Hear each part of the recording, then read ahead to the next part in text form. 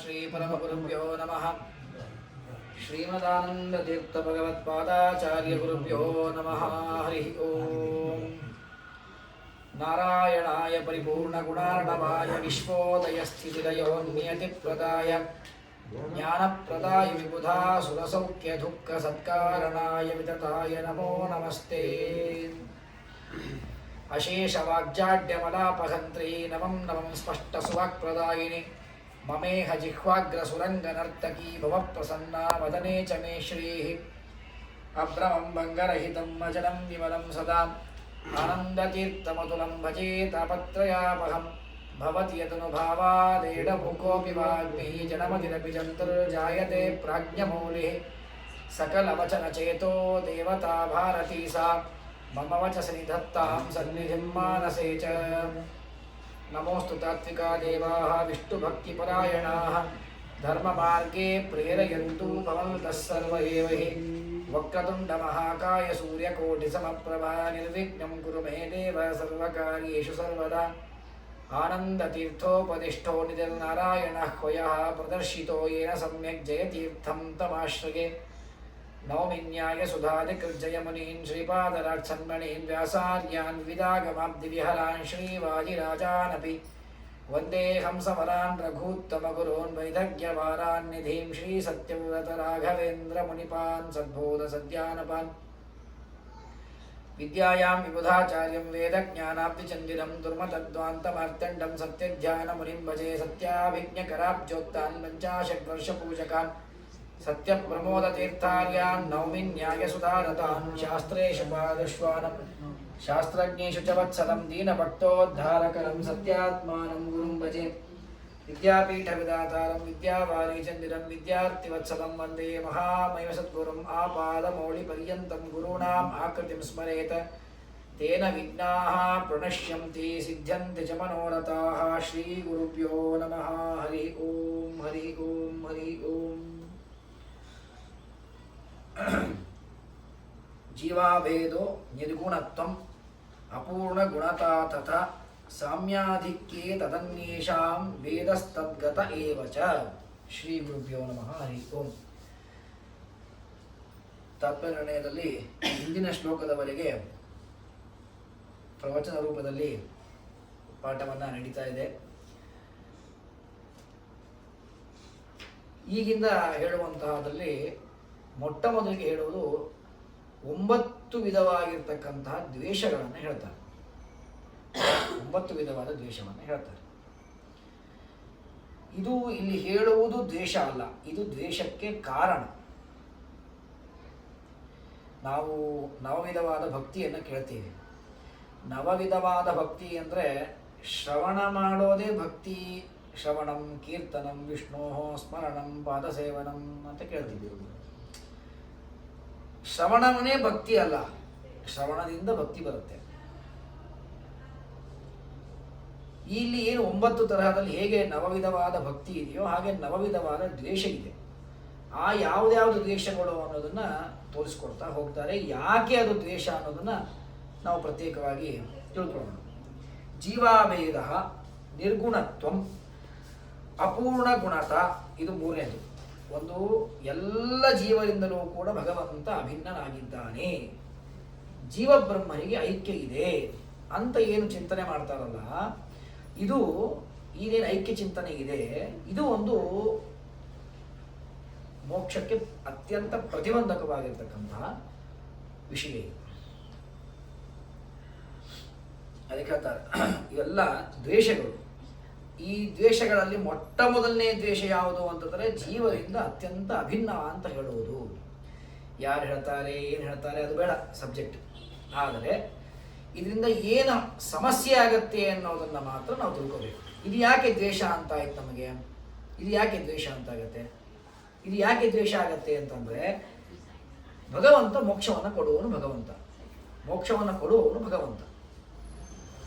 ಆ ಮೋಕ್ಷವನ್ನು ಕೊಡುವ ಭಗವಂತನಿಂದ ನನಗೆ ಅಥವಾ ನನ್ನಿಂದ ಭಗವಂತನಿಗೆ ತತ್ವಮಸಿ, ತತ ತ್ವಮಸಿ, ಅವನು ನೀನಾಗಿದ್ದಿ, ಅಥವಾ ಅಹಂ ನಾನು ಬ್ರಹ್ಮಾಸ್ಮಿ ಬ್ರಹ್ಮನಾಗಿದ್ದೀನಿ ಅಂತ ಏನು ಶ್ರುತಿಗಳ ಸರಿಯಾದ ಜ್ಞಾನವನ್ನು ಮಾಡಿಕೊಳ್ಳದೇನೆ ಮೇಲ್ನೋಟದ ಅರ್ಥವನ್ನು ತಿಳ್ಕೊಂಡು ನಮಗೆ ಇದು ಸರಿಯಾಗಿಲ್ಲ, ಜೀವಬ್ರಹ್ಮನಿಗೆ ಅಭೇದವನ್ನೇ ಹೇಳಬೇಕು ಅಂತ ಏನು ಅರ್ಥ ಇದೆಯಲ್ಲ, ಇದು ಒಳ್ಳೆಯ ಸುಂದರವಾದ ಭಾವಿ ಇದೆ. ಸುಂದರವಾದ ಭಾವಿ ಇದೆ, ಫಸ್ಟ್ ಕ್ಲಾಸ್ ಆಗಿ ಸ್ವಾಮಿಗಳು ಹೇಳ್ತಾ ಇಲ್ಲ, ಸುತ್ತಮುತ್ತ ಭಾವಿ ಇದ್ರೆ ಅನುಕೂಲ ಆಗುತ್ತೆ. ನೋಡಿ ಭಾವಿ ನೋಡ್ಕೊಂಬರಕ್ಕೆ ಹೋಗ್ತೀವಿ, ನೋಡ್ತಾನೆ ಶಿಷ್ಯ ನೋಡ್ತಾನೆ ಬಾವಿನ. ಬಾವಿ ಮೇಲ್ಗಡೆ ಎಲ್ಲ ಪ್ಲಾಸ್ಟಿಕ್ ಬಿದ್ದುಬಿಟ್ಟಿದೆ, ಕವರ್ಗಳು ಬಿದ್ದುಬಿಟ್ಟಿದೆ, ಪಾಚಿ ಕಟ್ಟೋದಿದೆ. ಇಲ್ಲ ಗುರುಗಳೇ, ಅದು ಚೆನ್ನಾಗಿಲ್ಲ ನೀರು ಅಂತ ರಿಪೋರ್ಟ್ ಕೊಡ್ತಾನೆ. ಅಲ್ಲೇ ಯಾರೋ ಸ್ಥಳೀಯರು ಇರ್ತಾರೆ, ಅವ್ರು ಕೇಳ್ತಾರೆ ಇನ್ನೇನಿದೆಯಾ, ಇಲ್ಲ ಅಲ್ಲಿದೆಲ್ಲ ಬಾವಿ, ಇಲ್ಲ ಅದು ಕೆಟ್ಟೋಗಿದೆ. ಬಾವಿ ಕೆಟ್ಟಿದೆ ಅಂತ ನೀನು ಹೆಂಗೆ ಡಿಸೈಡ್ ಮಾಡ್ದೀಪ್ಪ ಶಿಷ್ಯ? ಮೇಲೆ ಬಿದ್ದಿದ್ದ ನೀರನ್ನು ನೋಡಿದಿ, ಕೆಟ್ಟೋಗಿದೆ ಅಂತಂದು ಸರಿಸಿ ನೋಡಿದೀಯಾ? ನೀರು ಕುಡಿದು ನೋಡಿದೀಯಾ ನೀನು? ಇಲ್ಲ. ನೀರನ್ನು ಕುಡಿಯದೇನೆ ಬರೇ ಮೇಲ್ನೋಟದ ನೀರಿನ ಅವಸ್ಥೆಯನ್ನು ನೋಡಿ ಕೆಟ್ಟೋಗಿದೆ ನೀರು ಅಂತಂದ್ರೆ ಡಿಸೈಡ್ ಮಾಡಲಿಕ್ಕಾಗಲ್ಲ. ತತ್ವಮಸಿ ಅಂತನ್ನೋ ಶ್ರುತಿಗೆ ಮೇಲ್ನೋಟದ ಅರ್ಥ ಏನು? ಜೀವಬ್ರಹ್ಮನಿಗೆ ಅಭೇದ ಎಂಬ ಅರ್ಥ. ಅಥವಾ ನೇಹನಾನಾಸ್ತಿ ಕಿಂಚನ ಎನ್ನುವ ಶ್ರುತಿಗೆ ಮೇಲ್ನೋಟದ ಅರ್ಥ ಏನು? ಜಗತ್ತೆಲ್ಲ ಮಿಥ್ಯಾ ಎನ್ನುವ ಅರ್ಥ. ಅದು ಭಾವಿಕತೆ ಆದಾಗ ಆಗುತ್ತೆ. ನೀನು ಶ್ರುತಿಯನ್ನ ಮೇಲ್ಮೇಲೆ ಹೀಗೆ ಜಾಡಿಸಿಬಿಟ್ರೆ ಅದರ ಅರ್ಥ ಗೊತ್ತಾಗೋದಿಲ್ಲ. ಅದರ ಅರ್ಥ ಗೊತ್ತಾಗಬೇಕು ಅಂದರೆ ಆ ಅರ್ಥವನ್ನು ತಿಳ್ಕೊಳ್ಳೋದಕ್ಕೋಸ್ಕರವಾಗಿ, ಶ್ರುತಿಯ ಅರ್ಥವನ್ನು ನಿರ್ಣಯ ಮಾಡೋದಕ್ಕೋಸ್ಕರವಾಗಿ ಇರೋದು ಉಪಕ್ರಮ, ಉಪಸಂಹಾರ, ಅಭ್ಯಾಸ, ಅಪೂರ್ವತ, ಫಲ, ಅರ್ಥವಾದ ಉಪಪತ್ತಿ. ಈ ಎಲ್ಲ ಪ್ರಮಾಣಗಳಿದೆ.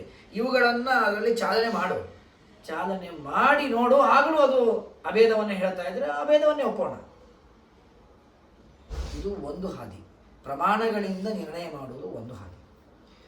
ಟೀಕಾಕೃತ್ಪಾದರು ತೃತೀಯಾಧ್ಯಾಯ ಸುಧಾದಲ್ಲಿ ಪುರುಷ ಸೂಕ್ತಕ್ಕೆ ವ್ಯಾಖ್ಯಾನ ಮಾಡಿದ್ದಾರೆ. ಸ್ವಯಂ ವೇದವ್ಯಾಸ ದೇವರೇನೇ ಪುರುಷ ಸೂಕ್ತಕ್ಕೆ ಭಾಗವತದಲ್ಲಿ ವ್ಯಾಖ್ಯಾನ ಮಾಡಿದ್ದಾರೆ. ಜೊತೆಗೆ ಓಂ ವಿದ್ಯೆಯವತ್ತು ನಿರ್ಧಾರಣಾತ್ ಓಂ ಎನ್ನುವಂತಹ ಸೂತ್ರ, ಅಲ್ಲಿ ನಚಪಾಶುಪತಾದ್ಯುಕ್ತ ಶಿವಾದೀನಾಂ ಅನುಗ್ರಹಾತ್ ಎನ್ನುವಂತಹ ಅನುವ್ಯಾಖ್ಯಾನ.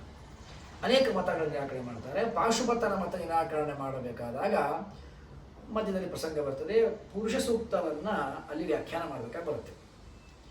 ಆಗ ಟೀಕಾಕೃತ್ಪಾದರು ಒಂದು ನಮಗೆ ಯುಕ್ತಿಯನ್ನು ಕೊಡ್ತಾರೆ. ಭಗವಂತ ಮೋಕ್ಷ ಕೊಡ್ತಾನ, ಇದು ಎಲ್ಲರೂ ಒಪ್ಪಲೇಬೇಕು.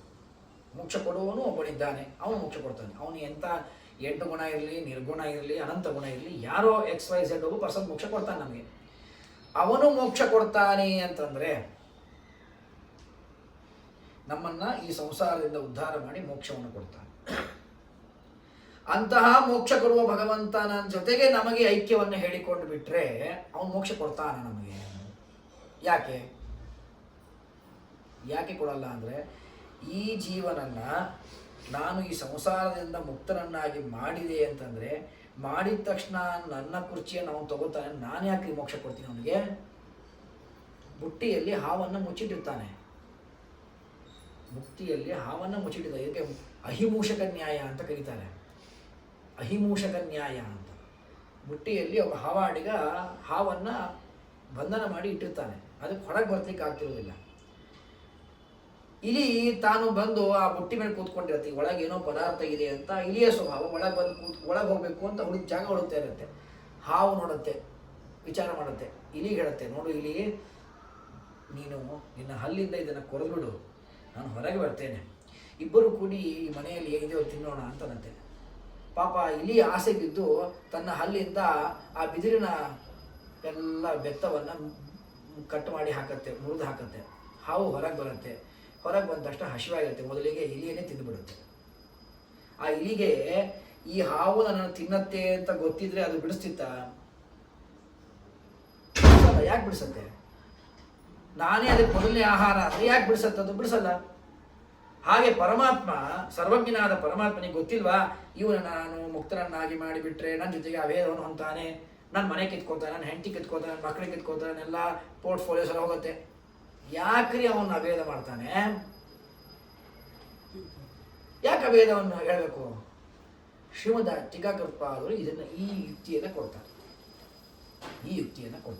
ಟೀಕಾಕೃತ್ಪಾದರು ಈ ಯುಕ್ತಿಗೆ ಉತ್ತರ ಇಲ್ಲ. ಶ್ರುತಿ ಹೇಳಿದೆ ಅಂತ ಅಷ್ಟೇ ಹೇಳಬೇಕೆ ಹೊರತು ಯುಕ್ತಿಯ ಅರ್ಥ ಇಲ್ಲ, ಉತ್ತರ ಬೇಕಲ್ಲ. ಹಾಗಾದರೆ ಜೀವರಿಂದ ಅಭೇದವನ್ನು ಹೇಳುವುದು ಅದನ್ನು ಭಗವಂತ ಎಂದೂ ಸಹಿಸಲಾರವನು. ಹೀಗಾಗಿ 9 ವಿಧವಾದ ದ್ವೇಷಗಳಲ್ಲಿ ಮೊಟ್ಟ ಮೊದಲಿಗೆ ಅದರಿಟ್ಟು ಶ್ರೀಮದಾಚಾರ್ಯ ಜೀವಾಭೇದ. ಇದರ ಬಗ್ಗೆ ಇನ್ನೂ ತುಂಬ ಶಾಸ್ತ್ರಗಳಲ್ಲಿ ಬೇಕಾದಷ್ಟು ಇದರ ಬಗ್ಗೆ ಎಕ್ಸ್ಪ್ಲೇನ್ ಮಾಡಲಿಕ್ಕೆ ಅವಕಾಶ ಇದೆ. ಮುಂದೆ ಸಾಗೋಣ. ನಿರ್ಗುಣತ್ವಂ. ನಿರ್ಗುಣತ್ವ ಅಂದರೆ ಏನು? ಭಗವಂತನಲ್ಲಿ ಯಾವ ಒಂದು ಗುಣಗಳು ಇಲ್ಲ. ಫುಲ್ಲು ಉತ್ತರ ಧ್ರುವ ದಕ್ಷಿಣ ಧ್ರುವ. ಶ್ರೀಮದಾಚಾರ್ಯರ 37 ಗ್ರಂಥಗಳಲ್ಲಿ ಬಿಲ್ವಮಂಗಲ ಸಾಧು ಅಂತ ಒಂದು ಸಣ್ಣ ಅದೊಂದು ಗ್ರಂಥವನ್ನು ಬಿಟ್ಟರೆ 99% ಎಲ್ಲ ಗ್ರಂಥಗಳಲ್ಲಿ ತಾವೇನು ಮಂಗಳಾಚರಣವನ್ನು ಮಾಡ್ತಾರಲ್ಲ, ಅಲ್ಲಿ ಶ್ರೀಮದಾಚಾರ್ಯರು ತಾವು ಬಾಯಿ ತುಂಬ ಹೇಳುವಂತಹ ಗುಣ ಯಾವುದು ಅಂದರೆ ಭಗವಂತ ಅನಂತ ಗುಣ ಪರಿಪೂರ್ಣ, ನಿರ್ದೋಷ, ಜಗಜ್ಜನ್ಮಾದಿ ಕಾರಣ. ಯಾಕೆ ಅಂದರೆ ಭಗವಂತ ಅನಂತ ಗುಣ ಪರಿಪೂರ್ಣ. ಅವನು ಆ ಅನಂತ ಗುಣ ಪರಿಪೂರ್ಣನಾದ ಭಗವಂತನಲ್ಲಿ ಒಂದೂ ಗುಣ ಇಲ್ಲ ಅಂತಂದರೆ ಇವರಿಗಿಂತ ನೈಯಾಯಿಕರು ಚೆನ್ನಾಗಿ ಆದಲ್ಲ. ಅವರು 8 ಗುಣ ಅಂತ ಆದರೂ ಹೇಳ್ತಾರೆ. ಒಂದೂ ಗುಣ ಇಲ್ಲ ಅಂದರೆ ಹೇಗಾಗತ್ತೆ? ನಿಮಗೇನು ತೊಂದರೆ ಆಗತ್ತೆ? ನಿರ್ಗುಣ ಅಂತ ಹೇಳ್ತೀವಪ್ಪ, ನಿಮಗೇನು ತೊಂದರೆ ಆಗುತ್ತೆ? ನಮಗೇನು ತೊಂದರೆ ಆಗುತ್ತೆ ಅಂದರೆ, ಈ ಒಬ್ಬ ಜೀವ ಇದ್ದಾನೆ, ಒಬ್ಬ ಜೀವನಿಗೆ ಮೋಕ್ಷ ಕೊಡಬೇಕು ಅಂತಂದರೆ ಅವನಲ್ಲಿ ಒಂದು ಒಳ್ಳೆತನವನ್ನು ನಾವು ಕಾಣಬೇಕು. ಕೊಡುವವನು ಆಫೀಸಲ್ಲಿ ಒಬ್ಬ ವ್ಯಕ್ತಿಯನ್ನು ಹೊಸದಾಗಿ ಅಪಾಯಿಂಟ್ಮೆಂಟ್ ಮಾಡ್ಕೋಬೇಕು ಅಂದರೆ ಅವನಲ್ಲಿರೋ ಕ್ವಾಲಿಫಿಕೇಷನ್ಸ್ನ ನಾನು ನೋಡಬೇಕು. ಬರೀ ನೋಡಿದ್ರೆ ಆಗತ್ತಾ? ನನಗೆ ಹಿಡಿಸಬೇಕು. ಹಿಡಿಸಿ ನನಗೆ ಸಂತೋಷ ಆಗಬೇಕು, ಸ್ಯಾಟಿಸ್ಫ್ಯಾಕ್ಷನ್ ಆಗಬೇಕು. ನನಗೆ ನಿನ್ನಲ್ಲಿ ಏನೂ ಗುಣಗಳೇ ಇಲ್ಲ ಅಂದರೆ ನೀನು ಹೆಂಗೆ ಸ್ಯಾಟಿಸ್ಫ್ಯಾಕ್ಷನ್ ಆಗ್ತೀಯ? ಅವನಿಂದ ಏನೂ ಗುಣಗಳಿಲ್ಲ. ಭಗವಂತನಲ್ಲಿ ಯಾರು ಈಶ್ವರ ಅಂತ ಭಗವಂತ ಅಂತ ಮಾಡಿರ್ತಾ ಇದ್ದಾರೆ, ಯಾವ ಗುಣಗಳು ಇಲ್ಲ ಅವನಲ್ಲಿ. ಯಾವ ಗುಣ ಇಲ್ಲ ಅಂತಂದ ಮೇಲೆ ಅವನು ಮೋಕ್ಷ ಕೊಡೋದು ಒಂದು ಗುಣ. ಯಾರಾದರೂ ಒಬ್ಬರು ಚೆನ್ನಾಗಿ ಸ್ಟೇಜ್ ಮೇಲೆ ಪರ್ಫಾರ್ಮ್ ಮಾಡಿದ್ರೆ ಚೆನ್ನಾಗಿದೆ ಏನು ಚಪ್ಪಾಳೆ ಬಾರ್ಸೋಕೆ ಒಂದು ಗುಣ ಬೇಕಾಗತ್ತೆ. ಅಥವಾ ಚೆನ್ನಾಗಿಲ್ಲ ಅಂತ ಹೇಳಲಿಕ್ಕೆ ಅವನಲ್ಲಿ ದ್ವೇಷವಾದರೂ ಬೇಕಾಗತ್ತೆ. ಮನೆಯಲ್ಲಿ ಅಡುಗೆ ಮಾಡಿದ್ರೆ ಹೆಂಡತಿಗೋ ಯಾರ ತಾಯಿಗೋ ಚೆನ್ನಾಗಿದೆ ಅಡಿಗೆ ಅಂತ ಹೇಳೋಕೆ ಒಂದು ಧೈರ್ಯ ಬೇಕು, ಅದಕ್ಕೊಂದು ತ್ಯಾಗ ಬೇಕು, ಅದಕ್ಕೊಂದು ಗುಣ ಇರಬೇಕು ಮನಸ್ಸಲ್ಲಿ. ಆ ಗುಣ ಇಲ್ಲೇ ಏನು ಮಾಡೋದು? ಒಂದಾದ್ರೂ ಗುಣ ಬೇಕಲ್ಲ. ಇವನು ಮೋಕ್ಷ ಕೊಡ್ತಾ ಇದ್ದೀನಿ ಅಂತಂದರೆ ಅವನಲ್ಲಿ ಏನೋ ಒಂದು ಒಳ್ಳೆಯ ಉತ್ತಮವಾದ ಗುಣವನ್ನು ನೋಡಿ ಸಂತೋಷ ಪಡುವ ಗುಣ ನನ್ನಲ್ಲಿ ಬೇಕಲ್ಲ. ಇದ್ದರೆ ನಾನು ಮೋಕ್ಷ ಕೊಡೋಕ್ಕಾಗತ್ತೆ. ಅವನು ನಿರ್ಗುಣ ಅಂತಂದರೆ ಅವನು ತೊಗೊಂಡೇನು ಮಾಡೋದು? ಹಾಗಾದರೆ ಭಗವಂತ ನಿರ್ಗುಣ ನಿರಾಕಾರ ಅಂತ ಏನು ಚಿಂತನೆ ಮಾಡ್ತೇವಲ್ಲ, ಅದು ಒಂದು ದ್ವೇಷ. ಭಗವಂತನೇ ದ್ವೇಷದಿಂದಲೇ ಅದನ್ನು ಮಾಡೋದು, ಬೇರೆ ಯಾವ ಕಾರಣಗಳು ಇಲ್ಲ ಅದರಲ್ಲಿ. ಹಾಗಾದರೆ ಜೀವರಿಂದ ಅಭೇದ, ಜೊತೆಗೆ ಭಗವಂತನಲ್ಲಿ ನಿರ್ಗುಣತ್ವ, ಅಪೂರ್ಣ ಗುಣತ. ಈ ನಿರ್ಗುಣತ್ವಕ್ಕೂ ಅಪೂರ್ಣ ಗುಣತಕ್ಕೂ ಸ್ವಲ್ಪ ವ್ಯತ್ಯಾಸ ಇದೆ. ಅದಕ್ಕೆ ಇದರೊಳಗೆ ತಾರತಮ್ಯ ಇದೆ. ಶ್ರೀಮದಾಚಾರ್ಯ ಏನೋ ದ್ವೇಷಗಳನ್ನು ಹೇಳ್ತಾ ಇದ್ದಾರೆ. ತುಂಬ ಎಕ್ಸ್ಟ್ರೀಮ್ ಆದ ದ್ವೇಷ ಅಂದರೆ ಭಗವಂತನಿಗೂ ನನಗೂ ಅಭೇದ ಹೇಳೋದು. ಅದಕ್ಕಿಂತ ಇನ್ನೊಂದು ದ್ವೇಷ ಇಲ್ಲವೇ ಇಲ್ಲ, ಮುಗಿದೋಯ್ತು. ತಮಸ್ಸಿಗೆ ನೇರವಾಗಿ ತಮಸ್ಸಿಗೆ ಹೋಗ್ತಾ ಸ್ವಲ್ಪ ಎಲ್ಲೋ ನಿಂತ್ಕೊಂಡು ಹೋದ್ವಿ ಅಂತ ಇಲ್ಲೇ ಇಲ್ಲ, ನೇರವಾಗಿ ತಮಸ್ಸಿಗೆ.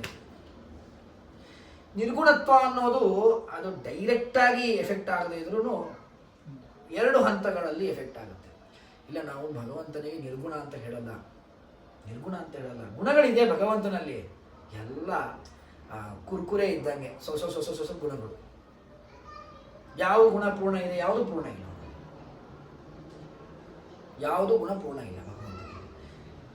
ನಿರ್ಗುಣತ್ವಕ್ಕೂ ಅಪರಿಪೂರ್ಣ ಗುಣಕ್ಕೂ ವ್ಯತ್ಯಾಸ ಇದೆ. ನಿರ್ಗುಣ ಅಂದರೆ ಏನೂ ಇಲ್ಲ. ಅಪೂರ್ಣ ಗುಣತ ಅಂತಂದರೆ, ಈಗ ಎಕ್ಸಾಮಿಗೆ ನಾನು ಅಟೆಂಡ್ ಆಗದೇ ಇದ್ದಾಗ ಫೇಲ್ ಆಗ್ತೀನಿ. ಎಲ್ಲ 6 ಸಬ್ಜೆಕ್ಟಲ್ಲಿ 0 ಬರುತ್ತೆ. ಇದು ನಿರ್ಗುಣತ್ವ ಇದ್ದ ಹಾಗೆ ಎಕ್ಸಾಂಪಲ್. ಅಪೂರ್ಣ ಗುಣತ ಅಂದರೆ ಅಟೆಂಪ್ಟ್ ಆಗಿದ್ದಾನೆ, ಅದೇ ಫೇಲ್ ಆಗಿದ್ದಾನೆ, ಯಾವುದೊಳಗೂ 35 ಬಂದಿಲ್ಲ ಅವನಿಗೆ, ಎಲ್ಲ ಅಪೂರ್ಣ.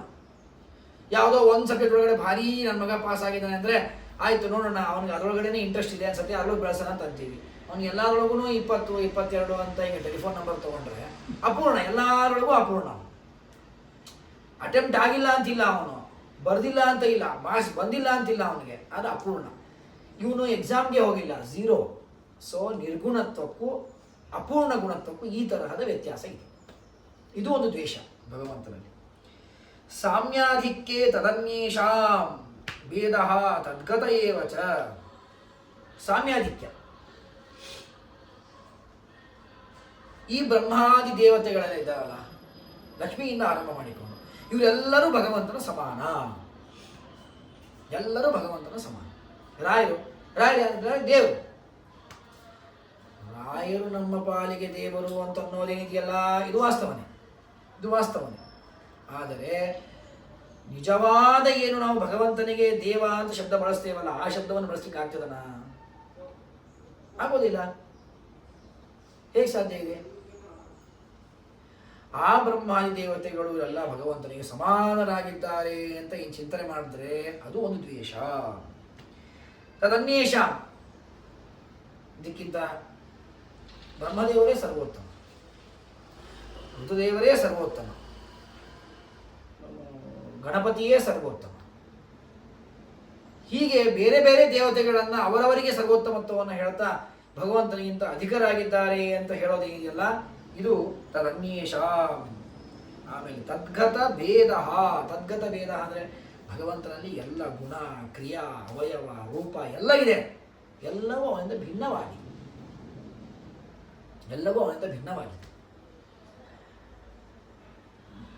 ನಾವು ವ್ಯವಹಾರಕ್ಕೆ ನಮ್ಮ ಶ್ರೀಮದಾಚಾರ್ಯ ಸಿದ್ಧಾಂತದಲ್ಲಿ ಭಗವಂತನ ಗುಣ, ಕ್ರಿಯಾ, ಅವಯವ, ರೂಪಾದಿಗಳಿಂದ ಭಗವಂತನಿಗೆ ಅಭೇದವನ್ನು ನಾವು ಹೇಳ್ತೇವೆ. ಅಭೇದವನ್ನು ಹೇಳಿಬಿಟ್ರಿ ಅಂತಾದರೆ ಭಗವಂತನ ಕೈ, ಭಗವಂತನ ಕಾಲು, ಭಗವಂತನ ರೂಪ, ಭಗವಂತನ ಗುಣ ಅಂತ ಭೇದವನ್ನು ವ್ಯವಹಾರ ಮಾಡ್ತೀವಿ. ನನ್ನ ಪುಸ್ತಕ ಅಂದರೆ ನಾನು ಬೇರೆ, ಪುಸ್ತಕ ಬೇರೆ. ನಾನೇ ಪುಸ್ತಕ ಆಗಿದ್ರೆ ನನ್ನ ಅಂತ ಬರುವುದಿಲ್ಲ ಶಬ್ದ, ಅಲ್ಲಿ ಭೇದವಾಚಕವಾದ ಶಬ್ದಗಳು ಬರುವುದಿಲ್ಲ ಅಲ್ಲಿ. ಹಾಗಾದರೆ ಭಗವಂತನ ಕೈ ಅಂತಂತೀವಿ. ಭಗವಂತನ ಕೈ ಅಂದರೆ ಭಗವಂತ ಬೇರೆ, ಅವನ ಕೈ ಬೇರೆ. ನಾವು ಹೇಳೋದಂತೂ ಹಾಗೆ ಹೇಳ್ತೀವಿ. ಭಗವಂತನ ಸೊಂಟಕ್ಕೆ ನಾನು ಉಡಾರ ಮಾಡಿಸಿದೆ, ಭಗವಂತನ ತಲೆಗೆ ಕಿರೀಟ ಮಾಡಿಸಿದೆ. ಭಗವಂತನೇ ತಲೆಯೇ ಭಗವಂತ ಅಂದಮೇಲೆ ಭಗವಂತನ ತಲೆಗೆ ಕಿರೀಟ ಅಂತ ಶಬ್ದ ಪ್ರಯೋಗ ಮಾಡಿ ಬರಲ್ಲ. ಆದರೆ ಶಬ್ದ ಪ್ರಯೋಗ ಮಾಡ್ತೀವಿ, ಅದು ತಪ್ಪಲ್ಲ. ಈ ಕಡೆ ಭಗವಂತನ ಗುಣಗಳಿಗೂ ಭಗವಂತನ ಕ್ರಿಯಾಗಳಿಗೂ ಎಲ್ಲದಕ್ಕೂ ಅಭೇದ ಇದೆ. ಹೆಂಗೆ ಹೊಂದಿಸ್ತೀವಿ ಅಂತ ಕೇಳಿದ್ರೆ ಶಾಸ್ತ್ರೀಯವಾದ ಒಂದು ಕ್ರಮ ಇದೆ. ವಿಶೇಷವನ್ನು ನಾವು ಹೇಳ್ತೇವೆ. ಅಂದರೆ ಭಗವಂತನಿಗೂ ಭಗವಂತನ ಗುಣ, ಕ್ರಿಯಾ, ಅವಯವ, ರೂಪ ಇವುಗಳಿಗೆ ಭಗವಂತನಿಂದ ಸವಿಶೇಷಾಭೇದ ಇದೆ. ವಿಶೇಷ ಅಂದರೆ ಏನು? ಭೇದಹೀನೇಪಿ ಅನುಪಚರಿತ ಭೇದ ವ್ಯವಹಾರ ನಿಮಿತ್ತತ್ವಂ ಅಂತ ಶಾಸ್ತ್ರದಲ್ಲಿ ವ್ಯವಸ್ಥೆ ಮಾಡಿ ಕೊಡ್ತಾರೆ. ಸುಧಾದಲ್ಲಿ ಅನುವ್ಯಾಖ್ಯಾನದಲ್ಲಿ ಜನ್ಮಾಧಿಕರಣ ಅಂತ ಒಂದು ಅಧಿಕರಣ ಬರುತ್ತೆ. ಜಿಜ್ಞಾಸಾಧಿಕರಣ ಆದ ಮೇಲೆ ಜನ್ಮಾಧಿಕರಣ ಬರುತ್ತೆ. ಅಲ್ಲಿ ಹೀಗೆ ಸವಿಶೇಷಾಭೇದವನ್ನು ಅಲ್ಲಿ ಮೊಟ್ಟ ಮೊದಲಿಗೆ ಸುಧಾದಲ್ಲಿ ಬೇಕಾದಷ್ಟು ಕಡೆ ಸಮರ್ಥನೆ ಮಾಡ್ತಾರೆ. ಮೊಟ್ಟ ಮೊದಲಿಗೆ ಅಲ್ಲಿ ವಿಷಯ ಪ್ರಸ್ತಾಪವನ್ನು ಮಾಡ್ತಾರೆ. ಮಾಡಿದಾಗ ಭೇದ ಇರಲ್ಲ, ಅಲ್ಲಿ ಕರೆಯಲ್ಲಿ ಭೇದ ಇಲ್ಲ, ಆದರೂ ಭೇದದ ವ್ಯವಹಾರವನ್ನು ಮಾಡ್ತಿರ್ತೀವಿ ನಾವು. ಭೇದ ಇಲ್ಲದೇ ಇದ್ರೂ ಭೇದ ವ್ಯವಹಾರವನ್ನು ಮಾಡ್ತಿರ್ತೀವಿ. ಅದಕ್ಕೆ ಏನು ಮಾಡಬೇಕು? ಅನಿವಾರ್ಯವಾಗಿ ಅಲ್ಲಿ ವಿಶೇಷವನ್ನು ಇಡುವುದಲ್ಲಿ. ಅಂದರೆ ಅದಕ್ಕೆ ನಾವು ಇನ್ನೂ ಕ್ಲಾರಿಫಿಕೇಶನ್ ಕೊಡೋದು ಅಂತಂದರೆ ಭೇದ ಪ್ರತಿನಿಧಿ ಅಂತ ಶಬ್ದವನ್ನು ಶ್ರೀಮದಾಚಾರ್ಯ ಟೀಕಾಕೃತ್ಪಾದರು ಆಡ್ತಾರೆ. ಭೇದ ಪ್ರತಿನಿಧಿ ಅಂದ್ರೇನು? ಭೇದದ ಎಲ್ಲ ಕಾರ್ಯವನ್ನು ಮಾಡುತ್ತೆ ಇದು, ಎಕ್ಸೆಪ್ಟ್ ಒಂದೇ ಒಂದು. ಏನು ಕೆಲಸ? ಸ್ವಾಮಿಗಳ ಪ್ರತಿನಿಧಿಗಳು ಬಂದಿದ್ದಾರೆ, ದಿವಾಣರು. ಸ್ವಾಮಿಗಳಿಗೆ ಏನು ಮರ್ಯಾದೆ ಕೊಡ್ತೀವೋ ಎಲ್ಲ ಮರ್ಯಾದೆ ಅವ್ರಿಗೆ ಕೊಡ್ತೀವಿ. ಯಾಕಂದರೆ ಪ್ರತಿನಿಧಿ ಅಂತ ಬಂದಿರ್ತಾರೆ. ಎಲ್ಲೇ ಆದರೂ ಅಷ್ಟೇ, ಯಾರು ರೆಪ್ರೆಸೆಂಟೇಟಿವ್ ಆಗಿರ್ತಾರಲ್ಲ ಅವ್ರಿಗೆ ಏನು ಗೌರವ ಕೊಡ್ತೀವೋ ಅದೇ ಗೌರವ ಕೊಡ್ತೀವಾ? ಆದರೆ ಒಂದು ನಾವು ಕೊಡೋದಿಲ್ಲ. ಏನು ಕೊಡೋಲ್ಲ? ಇವರು ರಾಮದೇವ್ರ ಪೂಜೆ ಮಾಡಕ್ಕೆ ಬರುತ್ತಾ ಹಾಗಂತ ಹೇಳಿ ನಾನು ರೆಪ್ರೆಸೆಂಟೇಟಿವ್ ಅಂತಂದು ಮಾತ್ರಕ್ಕೆ ಇವನು ರಾಮದೇವ್ರ ಪೂಜೆ ಮಾಡಕ್ಕೆ ಬರುತ್ತಾ? ಅಥವಾ ಮುದ್ರಾಧಾರಣೆ ಮಾಡ್ಲಿಕ್ಕೆ ಬರುತ್ತಾ? ಮುದ್ರಾಧಾರಣೆ ಬರುತ್ತೆ, ಎಕ್ಸೆಂಪ್ಷನ್ ಅದು. ಅಂದರೆ ಗೊತ್ತಿರಲಿ, ಶ್ರೀಮದಾಚಾರ್ಯರು ತಾವು ಸಂಚಾರ ಕ್ರಮೇಣ ಹೋಗ್ತಾ ಇರಬೇಕಾದಾಗ ಒಂದು ಮಠಕ್ಕೆ ಹೋಗ್ತಾರೆ. ಅಲ್ಲಿ ಒಂದು ದಂಪತಿಗಳಿರ್ತಾರೆ, ಬ್ರಾಹ್ಮಣರು, ಪಂಡಿತರು. ಅವರಿಗೆ ಶ್ರೀಮದಾಚಾರ್ಯರು ಶಂಖಚಕ್ರವನ್ನು ಕೊಟ್ಟು ಇಲ್ಲಿರೋ ಪ್ರಾಂತದವರಿಗೆ ನೀವು ಮುದ್ರಾಧಾರಣೆ ಮಾಡಿ ಅಂತ ಹೇಳ್ತಾರೆ. ಅವರು ಅಲ್ಲಿ ಮುದ್ರಾಧಾರಣೆ ಮಾಡ್ತಾ ಇದ್ರು ಅವರ ಕಾಲದಲ್ಲಿ ಅಂತ ಇತಿಹಾಸದಲ್ಲಿ ಹೇಳ್ತಾರೆ.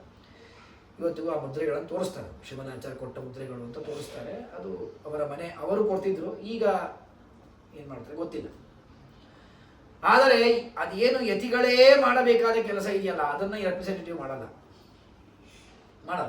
ಎಲ್ಲೇ ಆದರೂ ಅಷ್ಟೇ. ಒಬ್ಬ ಬಾಸು ತನ್ನ ರೆಪ್ರೆಸೆಂಟೇಟಿವ್ ಆಗಿ ಇನ್ನೊಂದು ಕಂಪನಿಗೆ ಕಳಿಸಿರ್ತಾನೆ, ಹೋಗಲ್ಲೆಲ್ಲ ನೋಡ್ಕೊಂಡು ಒಂದು ತಿಂಗಳು ಟ್ರಿಪ್ಪಿಗೆ ಕಳಿಸಿರ್ತಾನೆ. ಇವನ್ನೆಲ್ಲ ಕೆಲಸ ಸೈನಿಂಗ್ ಅಥಾರಿಟಿ ಎಲ್ಲ ಇರುತ್ತೆ. CEO ಆಗ್ತಾನೆ ಹಾಗಂತ ಆಗಲ್ಲ, ಕಡೆ ತನಕ ಆಗಲ್ಲ, ರೆಪ್ರೆಸೆಂಟೇಟಿವ್ ಅಷ್ಟೇ ಆಗಿರ್ತಾನೆ. ಹಾಗೆ ಭೇದ ಇದು ಎಲ್ಲಿ ಎರಡು ವಸ್ತುಗಳಿಗೆ ಭೇದವನ್ನು ಹೇಳಬೇಕು ಅಲ್ಲಿ ಭೇದ ಇರುತ್ತೆ. ಭೇದ ಇಲ್ಲದೇ ಇದ್ರೂ ನಾವು ಎಲ್ಲಿ ಭೇದವನ್ನು ವ್ಯವಹಾರ ಮಾಡ್ತಾ ಇರ್ತೇವಲ್ಲ ಅಲ್ಲಿ ವಿಶೇಷವನ್ನು ಹೇಳುತ್ತೆ. ವಿಶೇಷ ಇದು ಭೇದದ ರೆಪ್ರೆಸೆಂಟೇಟಿವ್ ಆಗಿ ಇಟ್ಟದ್ದು ಶ್ರೀಮದಾಚಾರ್ಯರು. ಇದು ತುಂಬ ದೊಡ್ಡ ವಿಚಾರ. ಸಂಕ್ಷೇಪವಾಗಿ ಸ್ಪರ್ಶವನ್ನು ಮಾಡಬೇಕು ಅಂತ ಸ್ಪರ್ಶ ಮಾಡ್ತಾ ಇದ್ದೇನೆ ವಿಷಯವನ್ನು. ಅಂದರೆ ಭಗವಂತನ ಗುಣ ಕ್ರಿಯಾ ಅವಯವಗಳಿಗೆ ಇಷ್ಟಂತೂ ನಾವು ಚಿಂತನೆ ಮಾಡಬೇಕು. ಭಗವಂತನ ಗುಣಕ್ರಿಯಾ ಅವಯವಗಳು ಭಗವಂತನಿಂದ ಸವಿಶೇಷಾಭಿನ್ನವಾಗಿದೆ. ಇಷ್ಟು ವ್ಯವಸ್ಥೆಯನ್ನು ಮಾಡಿಕೊಡ್ತಾರೆ. ಇದು 6 ಆಯಿತು. ಪ್ರಾದುರ್ಭಾವ ವಿಪರ್ಯಾಸ ತದ್ಭಕ್ತ ದ್ವೇಷ ಏವಚ. ಪ್ರಾದುರ್ಭಾವ ವಿಪರ್ಯಾಸ ಅಂದ್ರೇನು? ಭಗವಂತ ರಾಮನಾಗಿ ಅವತಾರ ಮಾಡಿದ, ಭಗವಂತ ಕೃಷ್ಣನಾಗಿ ಅವತಾರ ಮಾಡಿದ. ಮತ್ಸ್ಯ ಕೂರ್ಮ ವರಾಹ ಎಲ್ಲ ಭಾಳ ಲೀಲೆಗಳು ನಮಗೆ ಗೊತ್ತಾಗೋದಿಲ್ಲ. ಅಂದರೆ ಅಲ್ಲಿ ಭಗವಂತನ ಅವನಲ್ಲಿ ದೋಷಗಳು ನಮಗೆ ಹೆಚ್ಚು ಕಾಣಲಿಕ್ಕೆ ಅವಕಾಶ ಇರೋದಿಲ್ಲ ನಮಗೆ. ಆದರೆ ರಾಮ, ಕೃಷ್ಣ, ಪರಶುರಾಮ ಇಲ್ಲಿ ನಾವು ದೋಷಗಳು ಕಾಣುತ್ತೆ. ಪರಶುರಾಮ ದೇವರ ಕಡೆ ಕರ್ಣ ಹೋಗಿರ್ತಾನೆ ವಿದ್ಯಾಭ್ಯಾಸ ಮಾಡಲಿಕ್ಕೆ. ಗೊತ್ತಿಲ್ವಾ ದೇವರಿಗೆ ಈ ಕರ್ಣ ಇವನು ಸೂತಪುತ್ರ, ಇವನಿಗೆ ಉಪದೇಶವನ್ನು ಮಾಡಬಾರದು ಅಂತ ಗೊತ್ತಿಲ್ವಾ ದೇವರಿಗೆ? ಗೊತ್ತಿತ್ತು. ಅರೆ ಭಗವಂತ ಗೊತ್ತಿದ್ದು ಉಪದೇಶ ಮಾಡಿದರೆ ಮೋಸ ಮಾಡಿದ. ಗೊತ್ತೇ ಇಲ್ಲ, ನಾವು ಸರ್ವಜ್ಞನೇ ಅಲ್ಲ ಅಂತ ಅಲ್ಲ, ಎರಡೂ ಕಡೆಯಿಂದ ದೋಷ. ಈ ಪ್ರಶ್ನೆಗೆ ಉತ್ತರ ಏನು ಬರಬೇಕು? ಹಾಗಾದರೆ ಭಗವಂತನಿಗೆ ದೋಷ ಇದೆ. ಕೃಷ್ಣನಿಗೆ ಎಲ್ಲ ಗೊತ್ತಿದ್ದು ಯುದ್ಧದಲ್ಲಿ ಎಷ್ಟು ಕೃಷ್ಣ ಮೋಸ ಮಾಡಿದ? ಹಾಗಾದರೆ ದೇವರು ಕೂಡ ಮೋಸವನ್ನು ಮಾಡ್ತಾನೆ. ಈ ತರಹದ ಏನು ಅವತಾರಗಳಲ್ಲಿ ಎಕ್ಸಾಂಪಲ್ ಹೇಳಿದ್ದು ಥ್ರೋಟ್ ಮಹಾಭಾರತ ಇಂಥ 1000 ಪ್ರಶ್ನೆಗಳು ಉದ್ಭವ ಆಗುತ್ತೆ. ರಾಮಾಯಣದಲ್ಲಿ 106 ಪ್ರಶ್ನೆ ಉದ್ಭವ ಆಗುತ್ತೆ. ಹೆಂಡತಿ ಕೇಳೋದ್ರೆ ಆ ಒಬ್ಬಳ ಹೆಂಡತಿ ಸಲುವಾಗಿ ಇಷ್ಟು ಎಲ್ಲ ಕಪಿಗಳಿಗೆ ತೊಂದರೆ ಕೊಡಬೇಕಾ?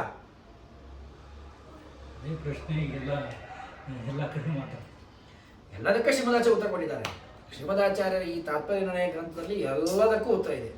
ಯಾವುದೇ ಪ್ರಶ್ನೆ ಬಂದರೂ ಉತ್ತರ ಇದೆ. ಅಷ್ಟೇ ಒಂದೇ ಕಂಡೀಷನ್ ಅಪ್ಲೈಡ್. ಏನು ಅಂದರೆ ನಾನು ಒಪ್ಪೋದೇ ಇಲ್ಲ ಅಂತ ಅನ್ಕೊಂಡು ಕೂತ್ಕೊಂಡ್ರೆ ಅದಕ್ಕೆ ಯಾರು ಬ್ರಹ್ಮದೇವರು ಬಂದು ಉಪದೇಶ ಮಾಡಿದ್ರು ಆಗೋದಿಲ್ಲ. ಬಟ್ ಆರ್ಗ್ಯೂ ಮಾಡಿ ಉತ್ತರ ಇದ್ದರೆ ನಾನು ಕನ್ವಿನ್ಸ್ ಆಗ್ತೀನಿ ಅಂತ ಅನ್ನೋದಿದ್ರೆ ಉತ್ತರ ಇದೆ. ಅದಕ್ಕೆ ಉತ್ತರ ಇದೆ, ಎಲ್ಲದಕ್ಕೂ ಉತ್ತರ ಇದೆ. ರಾಮ ಸೀತೆಯನ್ನು ಮುಂದೆ ಮಾಡಿಕೊಂಡಿದ್ದು ತನ್ನ ಹೆಂಡತಿ ಸಲುವಾಗಿ ಹೋಗಿದ್ದಲ್ಲ, ರಾಮ ಮುಂದೆ ಮಾಡಿದ್ದು. ರಾಮ ಮುಂದೆ ಆದದ್ದು ಯಾಕೆ, ಹೆಂಡತಿಯನ್ನು ಯಾಕೆ ಮುಂದೆ ಮಾಡಿದ್ದು ಅಂತಂದರೆ ರಾವಣನ ಸಂಹಾರ ಮಾಡಬೇಕಾಗಿದೆ. ದುಷ್ಟರ ಸಂಹಾರ ಮಾಡಲಿಕ್ಕೆ ಭಗವಂತ ಅವತಾರ ಮಾಡ್ತಾನೆ. ಅವರು ಪ್ರಶ್ನೆ ಕೇಳಿದ್ರು, ಹೀಗಾಗಿ ಸ್ವಲ್ಪ ವೈಡಾಗಿ ಹೋಗುವುದೇ ಹೋಗ್ತೇನೆ. ಡಿಸ್ಕಷನ್ಸ್ ಎಲ್ಲ ಹೇಳ್ತಾ ಇದ್ದೀನಿ. ನರಸಿಂಹ ರೂಪಿಯಾದ ಭಗವಂತ ಅವತಾರ ಮಾಡಿದ. ಅವನಿಗೆ ಬೇಕಾದದ್ದೇನು? ಹಿರಣ್ಯಕಶಿಪು ಸಂಹಾರ ಮಾಡಬೇಕಾಗಿತ್ತು. ಹಿರಣ್ಯಕಶಿಪು ಸಂಹಾರ ಮಾಡಲಿಕ್ಕೆ ಆ ಬಾಲಕನಿಗೆ ಎಷ್ಟು ತಾಸು ಕೊಟ್ಟ ಅವನು? ಪ್ರಹ್ಲಾದನಿಗೆ ದೇವರು ಸರ್ವೋತ್ತಮ ಅಲ್ವಾ? ಆ ಕೂಸಿಗೆ ಯಾಕೆ ತ್ರಾಸ ಕೊಡ್ಬೇಕಾಗಿತ್ತು? ನೀನೇ ಕೆಳಗೆ ಇಳಿದು ಬಾ. ಅವನ ಅರಮನೆ ಕೂತ್ಕೊಂಡಿದ್ದಾನೆ ಹಿರಣ್ಯಕಶಿಪು, ಕಂಬದಿಂದ ಹೊಡ್ಕೊಂಡು ಬಾ, ಬೇಡ ಮೇಯಿಂದ ಜಿಗಿದ್ ಬಾ, ಅವನು ಸಂಹಾರ ಮಾಡಿಬಿಡು. ಆ ಕೂಸಿಗೆ ಎಷ್ಟು ತ್ರಾಸ ಕೊಟ್ಟಿ? ಅಲ್ಲೂ ಅದೇ ಪ್ರಶ್ನೆ ಬರುತ್ತಲ್ಲ. ಇಲ್ಲಿ ಹೆಣ್ಣು ಅಂತ ಆದ ಮಾತ್ರ ಕಣ್ ದೊಡ್ಡ ಮಾಡಿ ಭಾರಿ ರೀಲ್ಸ್ ಒಳಗೆ ಬರೆದುಬಿಟ್ರೆ ಆಗಲ್ಲ. ನೋವು ಎಲ್ಲ ಕಡೆನೇ, ತ್ರಾಸು ಎಲ್ಲರೂ ತ್ರಾಸೇನೆ. ಇವತ್ತಿರೋ ಸಮಾನತಾ ಒಳಗಡೆ ಈಗ ಹೆಣ್ಣು ಗಂಡು ಅಂತಿಲ್ವೇ ಇಲ್ಲ, ಯಾಕಂದರೆ ಸಮಾನತೆ ಇದೆ. ಅಂದಮೇಲೆ ಆ ಸಣ್ಣ ಕೂಸಿಗೆ ಯಾಕೆ ತ್ರಾಸ ಕೊಡಬೇಕಿದ್ದು ದೇವರು? ಅಲ್ಲೂ ಅದೇ ಪ್ರಶ್ನೆ ಬರುತ್ತಲ್ಲ. ನೇರವಾಗಿ ವರಾಹದೇವ ರೂಪಿ ಪರಮಾತ್ಮ ಕೆಳಗೆ ಬಂದ, ಹಿರಣ್ಯಾಕ್ಷರನ ಹೆಂಗ ಒಳಗೆ ಹೋದ, ಕೊಂದ, ಪೃಥ್ವಿಯನ್ನು ಮೇಲೆ ತಂದುಬಿಟ್ಟ, ಭೂಮಿಯನ್ನು ಸಲೀಸ ಮಾಡಿದ ಕೆಲಸವನ್ನು. ಹಾಗೆ ಇಲ್ಲೂ ಮಾಡಬೇಕಿತ್ತು. ಆ ಹುಡುಗನಿಗೆ ಯಾಕೆ ಅಷ್ಟು ತ್ರಾಸ ಕೊಟ್ಟ? ಕೊಲ್ಲಬೇಕಾಗಿತ್ತಲ್ಲ. ಕೊಲ್ಲಬೇಕಾದದ್ದು ಅವನ್ನ, ತ್ರಾಸ ಕೊಟ್ಟಿದ್ದು ಇವನಿಗೆ. ನಿಜವಾದ ತೊಂದರೆ ಅನುಭವಿಸಿದವನು ಪ್ರಹ್ಲಾದ ರಾಜ. ಯಾಕೆ ಅಂದರೆ ಎಷ್ಟು ತ್ರಾಸ ಅನುಭವಿಸ್ದ, ಬೆಟ್ಟದಿಂದ ಹಾಕಿಸ್ಕೊಂಡ, ಆನೆಕಾಯಿನ ತೋರಿಸ್ಕೊಂಡ, ಬೆಂಕಿಯಲ್ಲಿ ಹಾಕಿಸ್ಕೊಂಡ, ಅದು ಮಾಡ್ದ ಇದು ಮಾಡ್ದ, ನೂರಾರು. ಹಿರಣ್ಯಕಶಿಪುಗೆ ಏನಾಯಿತು? ಕಮ್ಮದಿಂದ ಬಂದ, ಯುದ್ಧ ಮಾಡ್ದ, ಕೊಂದಾಕ್ಬಿಟ್ಟ. ಅಂದರೆ ಇದು ಬೇಗ ಮರಣ ಆಯಿತು. ಅವನಿಗೆ ತ್ರಾಸೇ ಆಗಲಿಲ್ಲ ನಿಜವಾಗ್ಲೂ, ಇವನಿಗೆ ತ್ರಾಸಾಯಿತು. ಅಲ್ಲಿ ರಾಮನಾದಾಗ ಸೀತೆಯನ್ನು ವನವಾಸದಿಂದಾಗ ಅವಳನ್ನು ಅಪಹರಣ ಮಾಡಲಿಕ್ಕೆ ಬಿಟ್ಟುಕೊಟ್ಟ. ಅವಳನ್ನ ಸೀತೆಗೆ ಅಷ್ಟೆಲ್ಲ ತೊಂದರೆ ಆಯಿತು. ಆ ತನ್ನ ಹೆಂಡತಿ ಸಲುವಾಗಿ ಏನು ಮಾಡ್ಕೊಂಡು ನಿಮಿತ್ತ ಮಾಡ್ಕೊಂಡು ಭಗವಂತ ರಾವಣನ ಕೊಂದ. ಅವನ ಹೆಂಡತಿ ಸಲುವಾಗಿ ರಾವಣನ ಕೊಡಬೇಕಾಗಿತ್ತು ಅಂತಾಗಿದ್ದರೆ, ಕೊಡಬೇಕು ಅಂತಾಗಿದ್ದರೆ ಮೊದಲು ಹನುಮಂತೆ ಆಗಬೇಕು. ಚೇಲಗಿರಿ ಮಾಡಲಿಕ್ಕೆ ಹನುಮಂತೆ ಆಗಬೇಕು. ನಿನಗೆ ನಿನ್ನ ಹೆಂಡತಿನ ಕೊಲ್ಲಬೇಕಾಗಿದೆ, ರಕ್ಷಣೆ ಮಾಡಬೇಕಾಗಿದೆ. ಎತ್ಕೊಂಡು ಹೋದವನು ನೀನು ಕೊಲ್ಲಬೇಕಾಗಿದೆ. ನೀನು ನೇರವಾಗಿ ಹೋಗಬೇಕಿತ್ತು.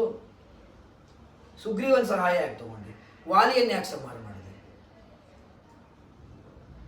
ಇಷ್ಟೆಲ್ಲ ಪ್ರಶ್ನೆಗಳು ಎತ್ತೊಳುತ್ತೆ ಆ ಒಂದು ಪ್ರಶ್ನೆ ಮೇಲೆ. ಅದಕ್ಕೆ ಉತ್ತರ ಕಡೆಗೆ ಏನು ಕೊಡಬೇಕು ಅಂದರೆ, ಭಗವಂತ ಅವತಾರ ಮಾಡಿದ್ದೇನೆ ದುಷ್ಟರ ಸಂಹಾರ ಮಾಡಲಿಕ್ಕೆ. ದುಷ್ಟರ ಸಂಹಾರ ಮಾಡಲಿಕ್ಕೆ ಅವತಾರ ಮಾಡಿದ್ದು. ಅವನು ದುಷ್ಟ ಅಂತ ತೋರಿಸೋರು ಯಾರು?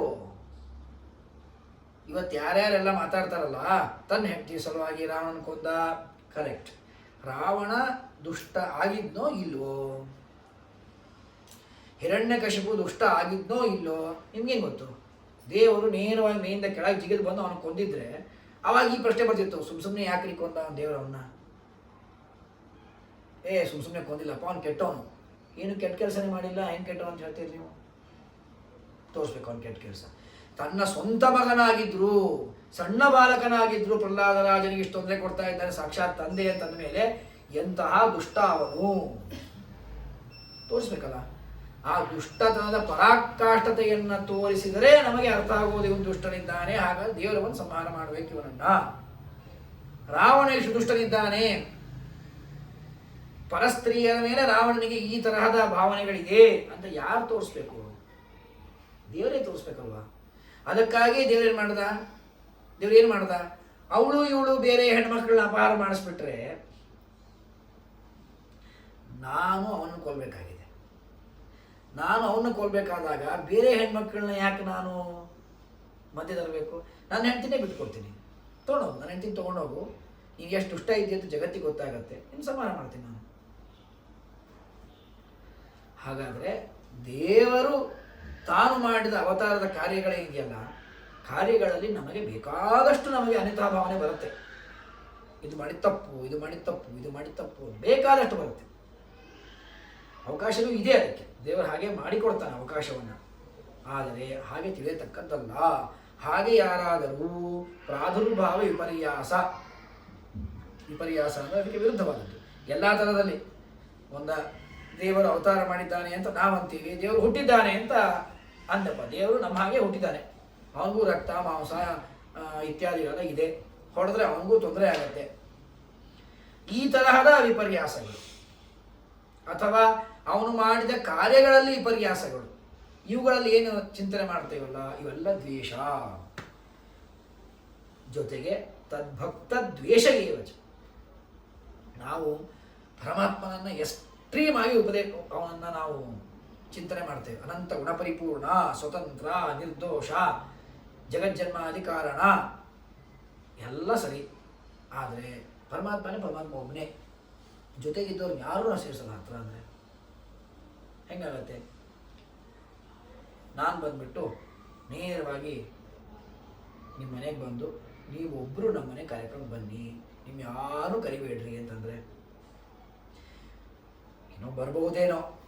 ಅದಕ್ಕೆ ನಾನು ಇನ್ನೊಂದು ಮಾತು ಸೇರಿಸಿದ್ರೆ, ನಿಮ್ಮ ಮನೆಯವರೆಲ್ಲರೂ ಕೆಟ್ಟವರು, ಯಾರನ್ನೂ ಕರ್ಕೊಂಡ್ಬೇಡ್ರಿ, ನೀವು ಒಬ್ಬರೇ ಬರೋಂಗಿಲ್ಲ ಬನ್ನಿರಿ, ಇಲ್ಲ ಬರಬೇಡ್ರಿ ಅಂದರೆ ಏನು ಮಾಡ್ತೀರಾ ನೀವು? ಅವಾಗ ನೀವು ತುಂಬ ಒಳ್ಳೆಯವರು, ನೀವು ತುಂಬ ಒಳ್ಳೆಯವ್ರು ರೀ, ನಿಮ್ಮ ಮನೆಯವ್ರು ಯಾರೂ ಒಳ್ಳೆಯವರಲ್ಲ ಅಂದರೆ ನಾನು ನಿಮ್ಮ ಮೇಲೆ ಪ್ರೀತಿ ಮಾಡ್ತೀನ, ದ್ವೇಷ ಮಾಡ್ತೀನ?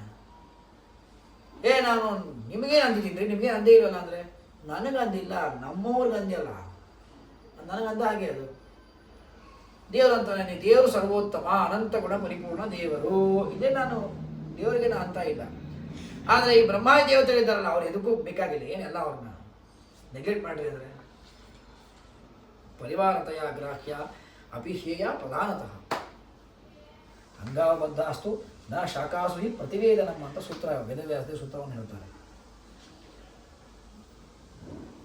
ಈಕ್ಷತ್ಯಧಿಕರಣದಲ್ಲಿ ಪ್ರಶ್ನೆ ಬಂದಾಗ ಅದಕ್ಕೆ ಉತ್ತರ ಕೊಡ್ತಾರೆ ಶ್ರೀಮದಾಚಾರ್ಯರು.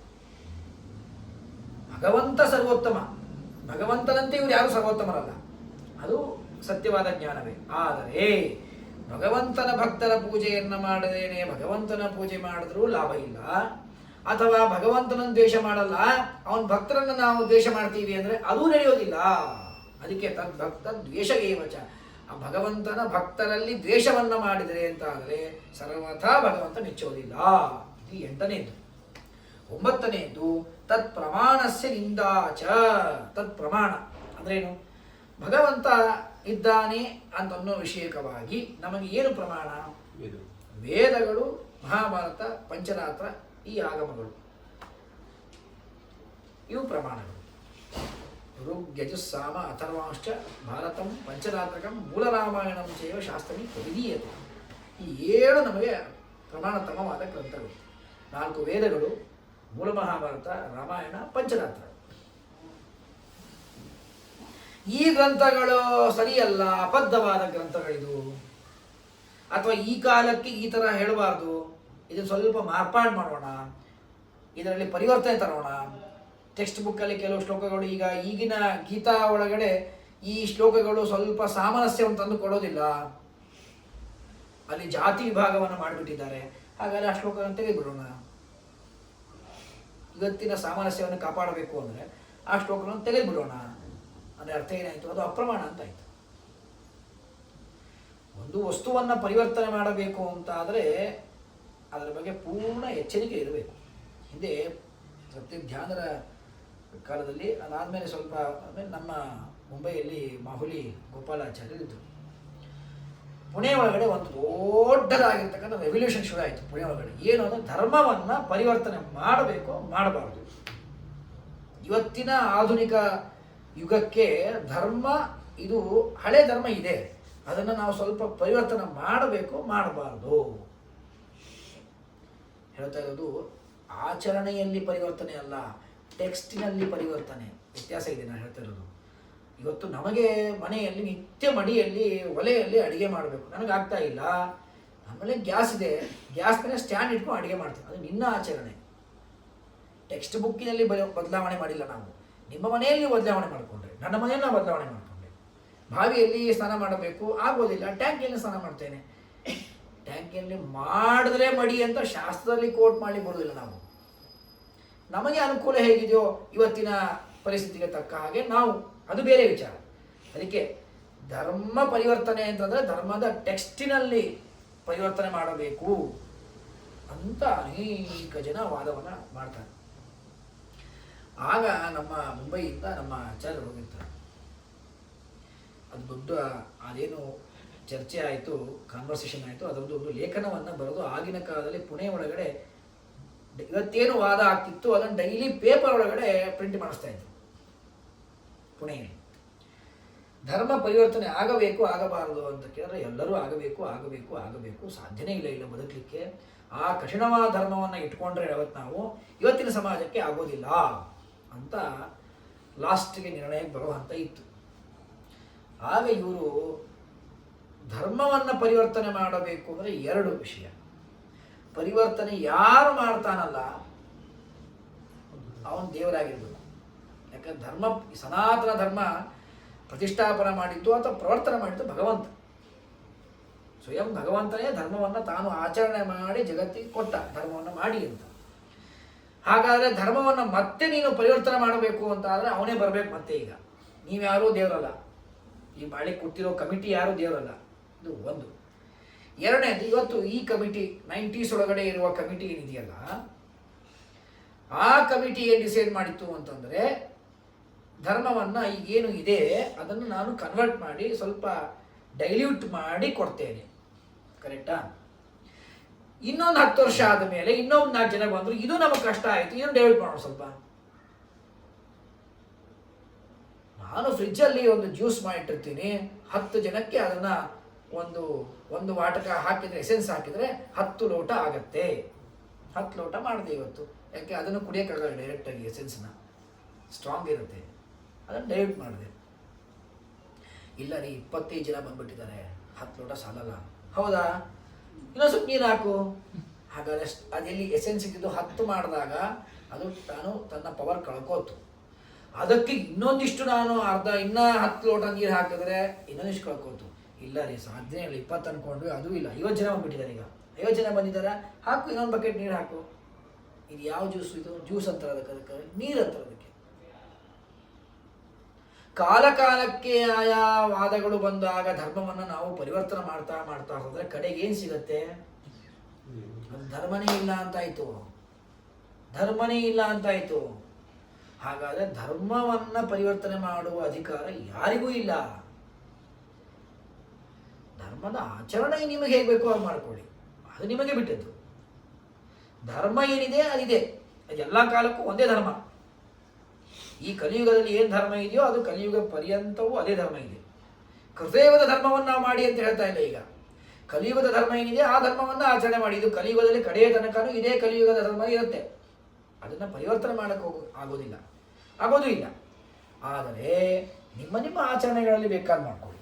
ಅದು ನಿಮ್ಮ ನಿಮ್ಮ ಸೌಲಭ್ಯ, ಅನುಕೂಲತೆ ಅಥವಾ ಅನಾನುಕೂಲತೆಗಳಿಗೆ ತಕ್ಕ ಹಾಗೆ ಮಾಡ್ಕೊಳ್ಳಿ. ಮುಂಚೆ ಒದ್ದೆಯಲ್ಲೇ ಊಟ ಇತ್ತು, ಈಗ ಧಾವಳಿಯಲ್ಲಿ ಇದೆ.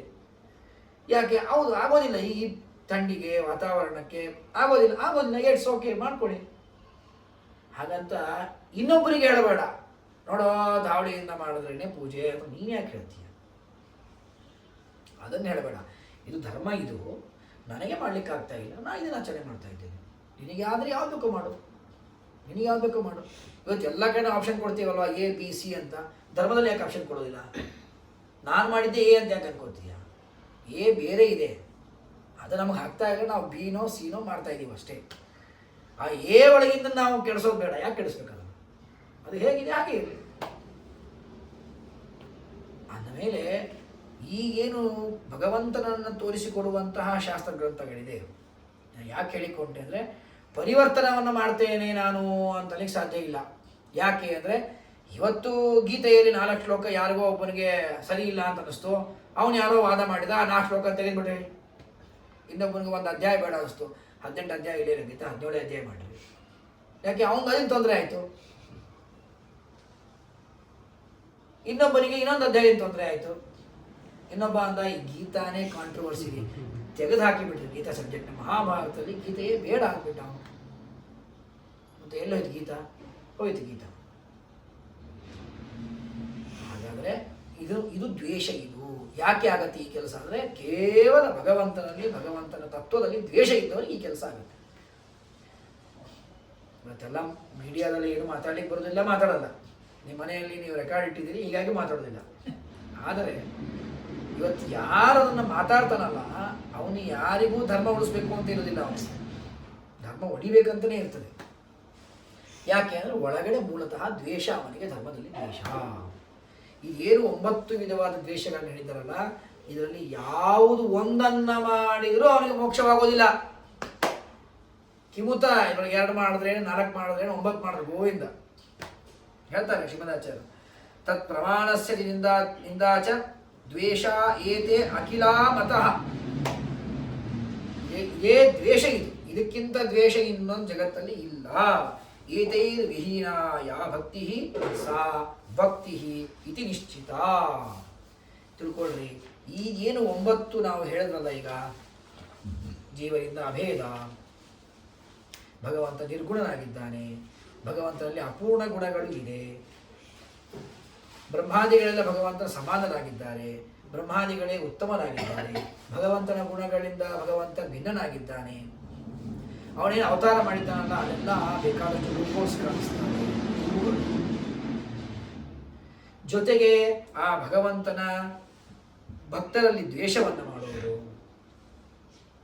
ಭಗವಂತನ ತೋರಿಸಿಕೊಡುವಂತಹ ಪ್ರಮಾಣಗಳೇನು ಶಾಸ್ತ್ರಗಳಿದೆ ಅವರ ತಪ್ಪು ಅಂತ ಹೇಳೋದು, ಇದೇನು 9 ಇದೆಯಲ್ಲ, ಇದನ್ನ ಮಾಡದೇ ಇದ್ದ ಅಂತ ಆದರೆ ಅವನು ಭಕ್ತರಲ್ಲಿ ಸೇರ್ಕೊಂಡ್ಬಿಡ್ತಾನೆ ಆಟೋಮೆಟಿಕ್ಕಾಗಿ, ಭಕ್ತ ಕೋಟಿಯಲ್ಲಿ ಸೇರ್ತಾನೆ. ಏತೈರ್ ವಿಹೀನ ಯಾ ಭಕ್ತಿ, ಇವೆಲ್ಲವನ್ನ ವಿಹೀನ ಅಂದರೆ ದೂರ ಸರಿಸಬೇಕು. ದೂರ ಸರಿಸಿದಾಗ ಯಾವ ಅವನಿಗೇನು ಭಕ್ತಿ ಸಿಗತ್ತಲ್ಲ ಅದು ಭಕ್ತಿ ಅಂತ ಕರೀತಾರೆ. ಅನಾದಿರ್ ಭಕ್ತಿ ದೇವಾನಾಂ ಕ್ರಮಾತ್ ವೃದ್ಧಿಂ ಗತೈವ ಸಾ. ಅಪರೋಕ್ಷ ವಿಷಯ ಹೇತು ಮುಕ್ತಿ ಹೇತುಶ್ಚ ಸಾ ಪುನಃ ಶೈವಾನಂದ ಸ್ವರೂಪೇಣ ನಿತ್ಯ ಮುಕ್ತೇಶು ತಿಷ್ಠತಿ. ಇದಕ್ಕೆಲ್ಲ ವಾದಿರಾಜರು, ವರದರಾಜೀಯ ಇತ್ಯಾದಿ ವ್ಯಾಖ್ಯಾನಗಳು ಬೇಕಾದಷ್ಟು ಇದೆ. ಎಷ್ಟು ಸಾಧ್ಯ ಆಗುತ್ತೋ ಅಷ್ಟು ಉಳಿಸಿಕೊಂಡು ಹೇಳೋಣ. ಏತೇ ವಿಹೀನಾಯ ಭಕ್ತಿ ಸಾ ಭಕ್ತಿ ರೀತಿ ನಿಶ್ಚಿತ ಅನಾದಿ ಭಕ್ತಿ ದೇವಾನಾಂ ಭಕ್ತಿ ಅನಾದಿ. ದೇವತೆಗಳು ಭಕ್ತಿಯನ್ನು ಮಾಡ್ತಾರೆ. ದೇವತೆಗಳು ಭಗವಂತನಲ್ಲಿ ಭಕ್ತಿಯನ್ನು ಮಾಡ್ತಾರೆ. ಯಾವಾಗಿಂದ ಮಾಡಲಿಕ್ಕೆ ಶುರು ಮಾಡಿದ್ರು? ನಾವು ನಾಳೆ ವ್ರತವನ್ನು ನಾಳೆ ಶುರು ಮಾಡ್ತಾ ಇದ್ದೇವೆ.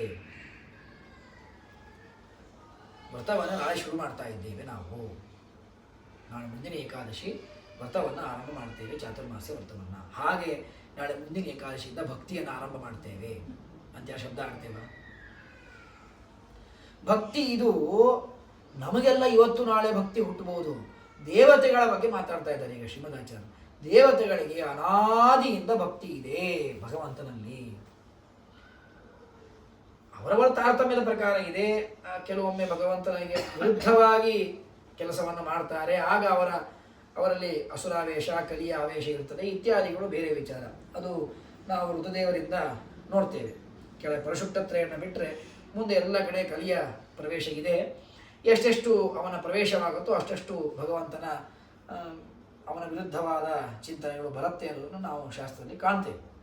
ಆದರೆ ದೇವತೆಗಳಿಗೆ ಭಕ್ತಿ ಅಂತ ಅನ್ನೋದು ಮಾತ್ರ ಅನಾದಿಯಿಂದ ಭಕ್ತಿ ಇದೆ. ಆ ಭಕ್ತಿ ಹೇಗಿದೆ ಅಂದರೆ ಕ್ರಮವಾಗಿ ವೃದ್ಧಿಯಾಗತ್ತೆ ಹೊರತು ಕ್ಷೀಣವಾಗುವುದಿಲ್ಲ. ನಮಗೆಲ್ಲ ಭಕ್ತಿ ಇದು ಕ್ರಮವಾಗಿ ಕ್ಷೀಣ ಆಗ್ತಾ ಹೋಗುತ್ತೆ. ಯಾರೋ ಒಬ್ರು ಇರ್ತಾರೆ ಮನೆಯಲ್ಲಿ, ಅವರು ಗಂಡ ಹೆಂಡತಿ ಇಬ್ಬರೇ ಇರ್ತಾರೆ. ಕಟ್ಟುನಿಟ್ಟಾಗಿ ಮಡಿ ಮಾಡ್ತಿರ್ತಾರೆ. ಕೂಸಾಗತ್ತೆ, ಸ್ವಲ್ಪ ಹೆಂಡತಿ ಅನಿವಾರ್ಯ ಆಗುತ್ತೆ, ಕೂಸು ನೋಡ್ಕೋಬೇಕು, ಸ್ವಲ್ಪ ಮಡಿಯಲ್ಲಿ ಕಡಿಮೆ ಆಗಲಿಕ್ಕೆ ಶುರು ಆಗುತ್ತೆ. ಅದಾದ ಮೇಲೆ ವಯಸ್ಸಾಗತ್ತೆ, ಅಷ್ಟು ಮಡಿ ಮಾಡಲಿಕ್ಕೆ ಆಗೋದಿಲ್ಲ. ದೇವರಲ್ಲಿ ಭಕ್ತಿಯನ್ನು ಮಾಡ್ತಿರ್ತೇವೆ. ಮುಂಚೆ ಭಕ್ತಿ ಅಂದರೆ ದೇವರೊಬ್ಬನೇ ಇರ್ತಾನೆ, ಭಕ್ತಿಯನ್ನು ಮಾಡ್ತಿರ್ತೀವಿ. ಸಂಸಾರ ಬೆಳೀತಾ ಹೋಗುತ್ತೆ. ಆಗ ಭಗವಂತ ಏನಾಗ್ಬಿಡ್ತಾನೆ, ಸಂಸಾರ ಮೆಂಬರ್ ಅಂತ ಆಗ್ತಾನೆ ಭಗವಂತ. ಆಗ ಭಗವಂತ ಐಕಾನ್ ಇದ್ದವ ಮೆಂಬರ್ ಆಗ್ತಾನೆ. ಯಾವುದೋ ಸಂಘ ಸಂಸ್ಥೆಗಳಿರುತ್ತೆ, ಎಲ್ಲರೂ ನಾನು ಅದಕ್ಕೆ ಮೆಂಬರ್ ಇದ್ದೀನಿ, ನಾನು ಮೆಂಬರ್ ಇದ್ದೀನಿ. ಆ ಮೆಂಬರ್ಗೆ ಬೆಲೆನೇ ಇಲ್ಲ. ಆ ಮೆಂಬರಿಗೆ ಬೆಲೆ ಇಲ್ಲ. ಕೋಆಪರೇಟಿವ್ ಬ್ಯಾಂಕ್ ಬೇಕಾಷ್ಟು ಕೋಆಪರೇಟಿವ್ ಬ್ಯಾಂಕ್ ಇರುತ್ತೆ, ಅದರಲ್ಲಿ ದುಡ್ಡಿಟ್ಟವರೆಲ್ಲರೂ ಮೆಂಬರ್ಶಿಪ್ಪೇನೆ, ಎಲ್ಲರೂ ಮೆಂಬರ್ಶಿಪ್ಪೇ. ಅವ್ರಿಗೆ ಬ್ಯಾಂಕ್ ಉಳಿಬೇಕು ಅಂತ ಮೆಂಬರ್ಶಿಪ್ ಮಾಡಿರ್ತಾರೆ ಅಷ್ಟೇ. ಆ ಬ್ಯಾಂಕ್ ಉಳಿಲಿ ಅಂತ, ಬೆಳೀಲಿ ಅಂತಲ್ಲ. ಹಾಗಂತ ಬ್ಯಾಂಕ್ ಒಳಗಡೆ ನನಗೇನು ಪಾಲು ಸಿಗುತ್ತೆ ಮೆಂಬರ್ಶಿಪ್ ಆಗೋದಕ್ಕೆ? ಏನು ಪಾಲಿಲ್ಲ ಅದ್ರೊಳಗಡೆ. ಅಥವಾ ಅವ್ರಿಗೆ ನಿರ್ಣಯ ತಗೋಬೇಕು ನನಗೇನು ಕೇಳ್ತಾರ ಅನ್ನಂತ 20,000 ಜನ ಮೆಂಬರ್ಸ್ ಇರ್ತಾರೆ ಅದಕ್ಕೆ. ಆ ಮೆಂಬರ್ಶಿಪ್ ಬೆಲೆ ಇಲ್ಲ. ನಂದೇ ಅದು ಅಂತ ಆಗಬೇಕು, ನಂದೇ ಇದು ಅಂತ ಆದರೆ ಆಗತ್ತೆ, ಇಲ್ಲಾಂದರೆ ಸಾಧ್ಯ ಇಲ್ಲ. ಹಾಗಾದರೆ ಭಗವಂತನೇ ನಮ್ಮ ಜೀವನದಲ್ಲಿ, ಅವನೇ ಗೋಲ್. ಸರ್ವಂ ಅನ್ಯತ್ ತದರ್ಥಕಂ. ಏನು ಮಾಡ್ತಾ ಇದ್ದೀನಿ ಎಲ್ಲ ಅವನ ಸಲುವಾಗಿ. ಅದಕ್ಕೆ ದಾಸರು ಮಕ್ಕಳ ಆಡಿಸುವಾಗ, ಮಡದಿಯೊಳ ಅಕ್ಕರಿಯುವಾಗ, ಹಯಗಜ ಪಲ್ಲಕ್ಕಿ ಮೊದಲಾದವುಗಳಲ್ಲಿ ಏನು ಮಾಡ್ತಿ ಮಾಡು, ಇದರಲ್ಲಿ ಭಗವಂತನನ್ನು ಕಾಣು. ಏನು ಮಾಡ್ತಿ ಮಾಡು, ಅದರಲ್ಲಿ ಭಗವಂತ ಇದ್ದಾನೆ ಅಂತ ಚಿಂತನೆ ಮಾಡು.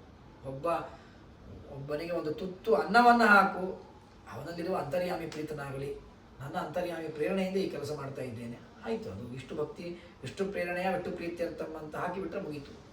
ನಮ್ಮಲ್ಲಿ ಒಂದು ನಿಯಮ ಇದೆ, ಶಾಸ್ತ್ರದಲ್ಲಿ ಸಿದ್ಧವಾದ ನಿಯಮ ಇದೆ. ಯಾವುದೇ ಒಂದು ಸ್ತೋತ್ರ ಹೇಳಿ, ನೀವು ಯಾವುದು ಬೇಕಾದ ಹೇಳಿ. ರಾಯ ಸ್ತೋತ್ರ ಹೇಳ್ತೀರಾ? ಸ್ತೋತ್ರ ಹೇಳ್ತೀರಾ? ಹೇಳಿ. ಪೂಜ್ಯಾಯ ರಾಘವೇಂದ್ರಾಯ ಸತ್ಯಧರ್ಮ ರತಾಯ ಚ ಭಜತಾಂ ಕಲ್ಪವೃಕ್ಷಾಯ ನಮತಾಂ ಕಾಮಧೇನವೇ. ಇದು ಯಾವ ಸ್ತೋತ್ರ? ಇದು ಯಾವ ಶ್ಲೋಕ? ಇಡೀ ಜಗತ್ತಿಗೆ ಗೊತ್ತು ಇದು ರಾಯ ಶ್ಲೋಕ ಅಂತ, ಹೌದಾ? ಈ ಶ್ಲೋಕದ ಆದಿಯಲ್ಲಿ ಅಂತ್ಯದಲ್ಲಿ ಓಂಕಾರ ಹಚ್ಚಿಬಿಡ್ರಿ. ಓಂ ಪೂಜ್ಯಾಯ ರಾಘವೇಂದ್ರಾಯ ಸತ್ಯಧರ್ಮರತಾಯ ಚ ಭಜತಾಂ ಕಲ್ಪವೃಕ್ಷಾಯ ನಮತಾಂ ಕಾಮಧೇನವೇ. ಓಂ ಏನಾಗತ್ತೆ ಇದು? ರಾಯರು ಹೇಳಂಗಿಲ್ಲ, ಅದು ರಾಯರನ್ನ ಹೇಳೋದೇ ಇಲ್ಲ, ನೇರ ವಿಷ್ಣು ಕಡೆ ಹೋಗುತ್ತದೆ, ತಿರುಗಿಬಿಡುತ್ತೆ, ಆ ಕಡೆ ಮುಖ ಮಾಡುತ್ತೆ. ಯಾಕೆ ಅಂದರೆ ಓಂಕಾರ ಇದು ಇತ್ತು ಅಂದರೆ ಅದು ವಿಷ್ಣುದೇ ಮೊನಾಪಲಿ, ಅದು ಇನ್ಯಾರ್ದೂ ಇಲ್ಲ. ನೀವು ಯಾವುದೇ ಸ್ತೋತ್ರ ತೊಗೊಂಡು ಬನ್ನಿರಿ. ಅದಕ್ಕೆ ನಾನು ಹೇಳಿದೆ, ಲಾಸ್ಟ್ ಬಂದದ್ದು ಯತಿಗಳ ಸ್ತೋತ್ರಕ್ಕೆ ಬಂದಿ. ನಾನು ಲಕ್ಷ್ಮೀ ಸ್ತೋತ್ರಕ್ಕೆ ಬಂದಿಲ್ಲ, ವೈದ್ಯ ಸ್ತೋತ್ರಕ್ಕೆ ಬಂದಿಲ್ಲ, ಯಾರಿಗೂ ಬಂದಿಲ್ಲ. ನಾವು ಲಾಸ್ಟ್ ಹೇಳುವಂತಹ ಶ್ಲೋಕ ಏನು? ರಾಯತು ಯತಿಗಳ ಚರಮ ಶ್ಲೋಕ ಇದು ಲಾಸ್ಟ್ ನಾವು ಪಾರಾಯಣ ಮಾಡುವಂತಹ. ಅದು ಯಾರ್ಯಾರೇ ಗುರುಗಳಿರಲಿ ಏನೇ ಇರಲಿ, ಅದಕ್ಕೆ ಮೊದಲಿಗೆ ಅಂತ್ಯದಲ್ಲಿ ಓಂಕಾರವನ್ನು ಹಚ್ಚಿಬಿಟ್ರೆ ಅದು ವಿಷ್ಣುಫಲ ಅಂತ ಆಗಿಬಿಡ್ತದೆ. ಅದು ಮಂತ್ರವಾಗಿ ಬಿಡ್ತದು,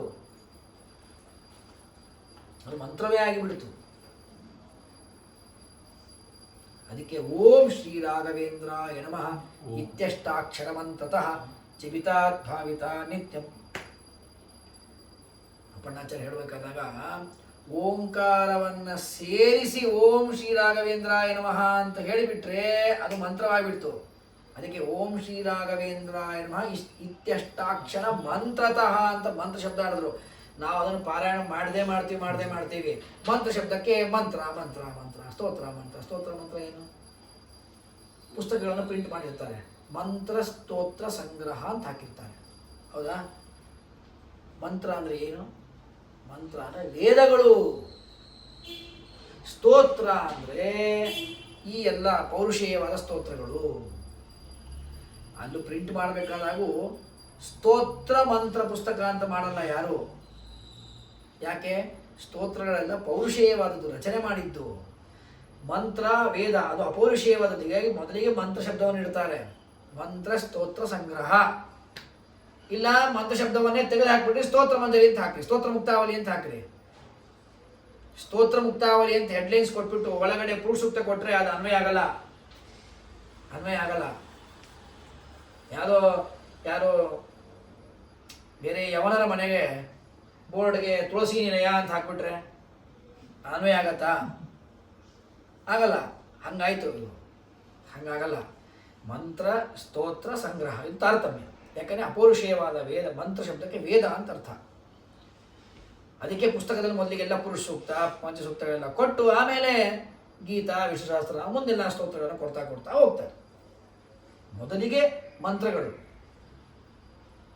ಆ ಮಂತ್ರಗಳಲ್ಲಿ ಓಂಕಾರವನ್ನು ಆದಿಯಲ್ಲಿ ಅಂತ್ಯದಲ್ಲಿ ಹಚ್ಚಲಿಕ್ಕೇ ಬೇಕು.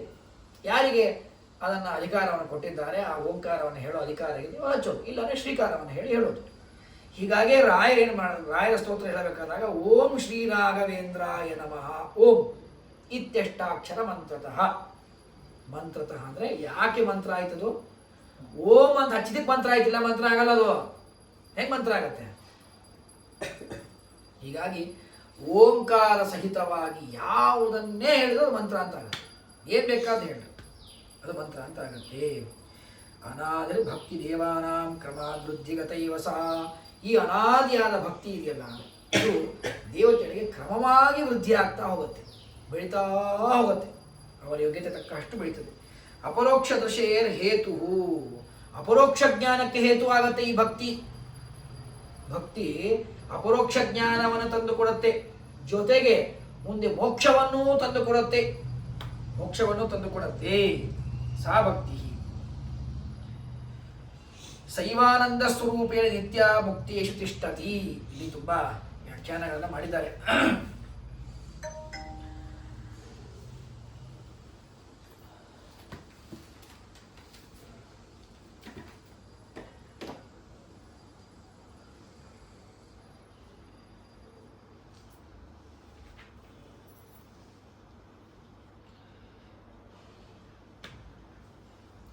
ಈಗೇನು ಭಕ್ತಿ ಇದೆಯಲ್ಲ, 9 ವಿಧವಾದ ದ್ವೇಷಗಳನ್ನು ಹೇಳಿದರು. ಹೇಳಿದ ಮೇಲೆ 9 ವಿಧವಾಗಿರ್ತಕ್ಕಂತಹ ದ್ವೇಷದಿಂದ ಯಾರು ಕೂಡಿಲ್ಲವೋ, ಅದನ್ನು ಮಾಡೋದಿಲ್ಲವೋ ಅವನು ಭಕ್ತ ಅಂತ ಪರಿಗಣಿತನಾಗ್ತಾನೆ. ಅವನು ಮಾಡುವ ಏನು ಭಕ್ತಿ ಇದೆಯಲ್ಲ, ಅದು ದೇವತೆಗಳು ಮಾಡುವಂತಹ, ಮೊದಲೇ ದೇವತೆಗಳ ಕ್ಯಾಟಗರಿ, ದೇವತೆಗಳು ಮಾಡುವಂತಹ ಭಕ್ತಿ ಇದು ಅನಾದಿಯಿಂದ ಮಾಡ್ತಾರೆ. ಕ್ರಮವಾಗಿ ಭಕ್ತಿ ಡೆವಲಪ್ ಆಗ್ತಾ ಹೋಗುತ್ತೆ ಅವರಲ್ಲಿ ಹೇಳಿ ಮುಂದೆ ಏನು ಮಾಡಿದ್ರು ಶ್ರೀಮದಾಚಾರ್ಯರು, ಅಪರೋಕ್ಷ ದೃಶೇ ಹೇತು ಮುಕ್ತಿ ಹೇತುಶ್ಚ ಸಾ ಪುನಃ. ಅಪರೋಕ್ಷ ದೃಶೇ ಹೇತು ಅಂತ ಮಾಡಿದ್ರು. ಅಪರೋಕ್ಷ ಜ್ಞಾನಕ್ಕೆ ಹೇತು, ಸರಿಯಾ? ಅಪರೋಕ್ಷ ಜ್ಞಾನಕ್ಕೆ ಹೇತು ಇದು ಒಪ್ಪೋಣ. ಭಕ್ತಿಯನ್ನ ಮಾಡಿದ್ರೆ ಅಪರೋಕ್ಷ ಜ್ಞಾನವಾಗತ್ತೆ ಕೇಳಿದ್ದೀರಿ. ಮೋಕ್ಷ ಹೇತು ಅಂದ್ರೆ ಮೋಕ್ಷವನ್ನು ಕೊಡುತ್ತೆ, ಮೋಕ್ಷಕ್ಕೆ ಕಾರಣ ಅಂತ ಹೇಳಿಬಿಟ್ರು ಶ್ರೀಮದಾಚಾರ್ಯ. ಅದಕ್ಕೆಲ್ಲ ವ್ಯಾಖ್ಯಾನಕಾರರು ಪ್ರಶ್ನೆ ಮಾಡ್ಕೋತಾರೆ, ಭಗವಂತ ಮೋಕ್ಷ ಕೊಡುವನೋ ಭಕ್ತಿ ಮೋಕ್ಷ ಕೊಡುತ್ತೋ? ಮೋಕ್ಷ ಕೊಡೋದು ಯಾರು? ಇಷ್ಟು ದಿವಸ ನಾವಂತೂ ಹಿಂಗೆ ಕೇಳ್ತಾ ಇದ್ವಿ ಭಗವಂತ ಮೋಕ್ಷ ಕೊಡ್ತಾನೆ ಅಂತ. ಈಗ ಭಕ್ತಿ ಮೋಕ್ಷ ಕೊಡುತ್ತೆ ಅಂದರೆ ಹಾಗಾದರೆ ಏನು ಅದು ಮೋಚಕತ್ವ ಅಂತ ಕರಿತೇವೆ.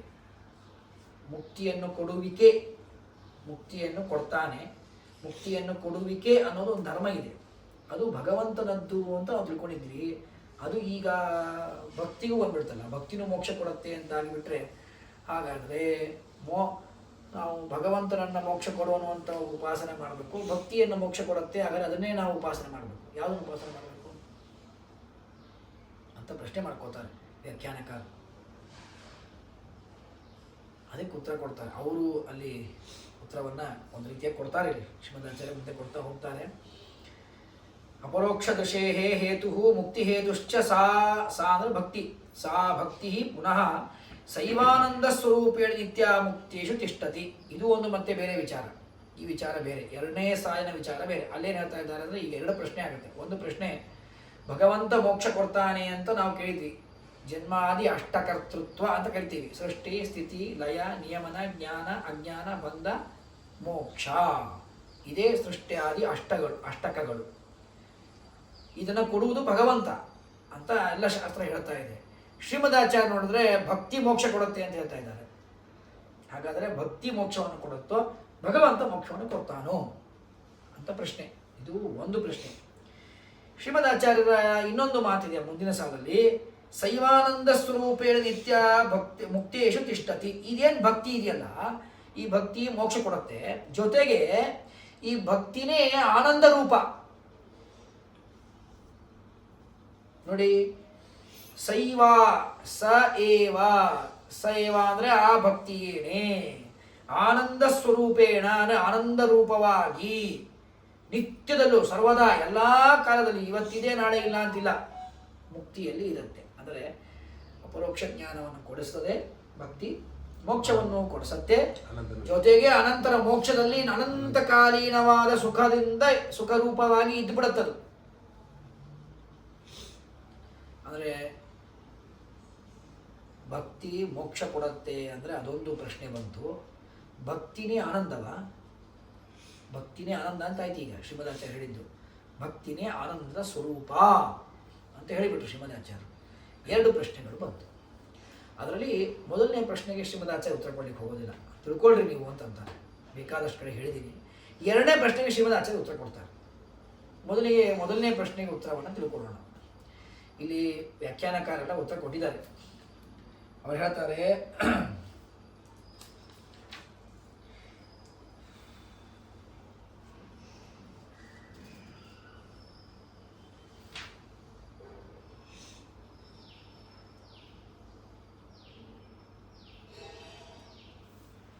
ಭಗವಂತ ಈಗ ಅಪರೋಕ್ಷ ಜ್ಞಾನವನ್ನು ಭಗವಂತ ಕೊಡ್ತಾನೆ ಅಂದರೆ ಭಕ್ತಿಯು ಮುಕ್ತಿಯನ್ನು ಕೊಡುತ್ತೆ ಅಂದರೆ ಅರ್ಥ ಏನು? ಅಲ್ಲಿ ವ್ಯಾಖ್ಯಾನಕಾರ ವ್ಯವಸ್ಥೆ ಮಾಡಿದ ಅರ್ಥ ಏನು ಅಂದರೆ, ಭಕ್ತಿ ಮೋಕ್ಷವನ್ನು ಕೊಡುತ್ತೆ ಅಂತ ಶ್ರೀಮದಾಚಾರ್ಯ ಹೇಳಿಬಿಟ್ಟಿದ್ದಾರಲ್ಲ, ಅದಕ್ಕೆ ಅರ್ಥ ಏನು ಅಂತಂದರೆ ಇಷ್ಟು ಅರ್ಥ. ಅದಕ್ಕೆ ಭಕ್ತಿ ಮೋಕ್ಷ ಕೊಡಲ್ಲ, ಭಕ್ತಿಯನ್ನು ನೋಡಿ ಭಗವಂತ ಮೋಕ್ಷ ಕೊಡ್ತಾನೆ. ಆದರೆ ಭಕ್ತಿಯನ್ನು ಮಾಡಲಿಲ್ಲ ಅಂದರೆ ಮೋಕ್ಷ ಕೊಡಲ್ಲ ಅವನು. ಹಾಗಾದರೆ ಭಕ್ತಿಗೆ ಒಂದು ಇಂಪಾರ್ಟೆನ್ಸ್ ಇದೆ. ಆ ಅರ್ಥವನ್ನು ಇಟ್ಟುಕೊಂಡು ಶ್ರೀಮದಾಚಾರ್ಯರು ಇಲ್ಲಿ ಹೇಳಿದ್ದು ಹೊರತು ಸರ್ವತಾ ಭಕ್ತಿ ಇದು ಮೋಕ್ಷವನ್ನು ಕೊಡೋದಿಲ್ಲ. ಮೋಕ್ಷ ಕೊಡೋನು ಭಗವಂತನೇ. ಆ ಭಗವಂತ ಜೀವನ ಭಕ್ತಿಯನ್ನು ನೋಡಿ, ಅವನಲ್ಲಿ ಎಷ್ಟು ಭಕ್ತಿ ಇದೆ ಅಂತ ನೋಡಿ ಅವರಿಗೆ ಮೋಕ್ಷವನ್ನು ಕೊಡ್ತಾನೆ. ಕೊಡೋದು ಅವನೇ ಕೊಡೋದು ಅಂತ ಅವರು ವ್ಯಾಖ್ಯಾನಕಾರರು ವ್ಯವಸ್ಥೆಯನ್ನು ಮಾಡಿಕೊಟ್ಟಿದ್ದಾರೆ. ನಿಮ್ಮಲ್ಲಿ ಅಲ್ಲಿ ಕನ್ನಡ ಪುಸ್ತಕಗಳಿದ್ದರೆ ಅದರಲ್ಲಿ ಆ ಶ್ಲೋಕಗಳನ್ನು ಕೊಟ್ಟಿರ್ತಾರೆ. ನಾನು ಅದನ್ನು ಓವರ್ರೋಲ್ಡ್ ಮಾಡ್ತಾ ಇಲ್ಲ, ನಾವು ವ್ಯಾಖ್ಯಾನಕಾರರು ಓವರ್ರೋಲ್ಡ್ ಮಾಡ್ತಾ ಇಲ್ಲ. ನಾನು ಇದಕ್ಕೆ ನೆನ್ನೆ ವಿಚಾರ ಮಾಡಬೇಕಾದಾಗ ಇದಕ್ಕೆ ಇನ್ನೊಂದು ಥರ ಉತ್ತರ ಬೇರೆ ಕಡೆ ಶ್ರೀಮದಾಚಾರ್ಯ ಸುಧಾದಲ್ಲಿ ಕೊಟ್ಬಿಟ್ಟಿದ್ದಾರೆ. ಉತ್ತರವನ್ನು ಶ್ರೀಮದಾಚಾರ್ಯ ಕೊಟ್ಟಿದ್ದು, ಇದು ನನ್ನ ತಲೆ ಅಲ್ಲ. ಆ ಉತ್ತರವನ್ನೇ ಶ್ರೀಮದಾಚಾರ್ಯ ಉತ್ತರ ಕೊಟ್ಟಿದ್ದಾರಲ್ಲ, ಅದನ್ನು ಇಲ್ಲಿ ನಾವು ಅಪ್ಲೈ ಮಾಡ್ಕೋಬೇಕಾಗುತ್ತೆ. ಹೇಗೆ? ಇಬ್ಬರಿದ್ದಾರೆ ಜಗತ್ತಲ್ಲಿ, ಇಬ್ಬರಿದ್ದಾರೆ. ಎರಡೇ ಕ್ಯಾಟಗರಿ ಜಗತ್ತಲ್ಲಿ.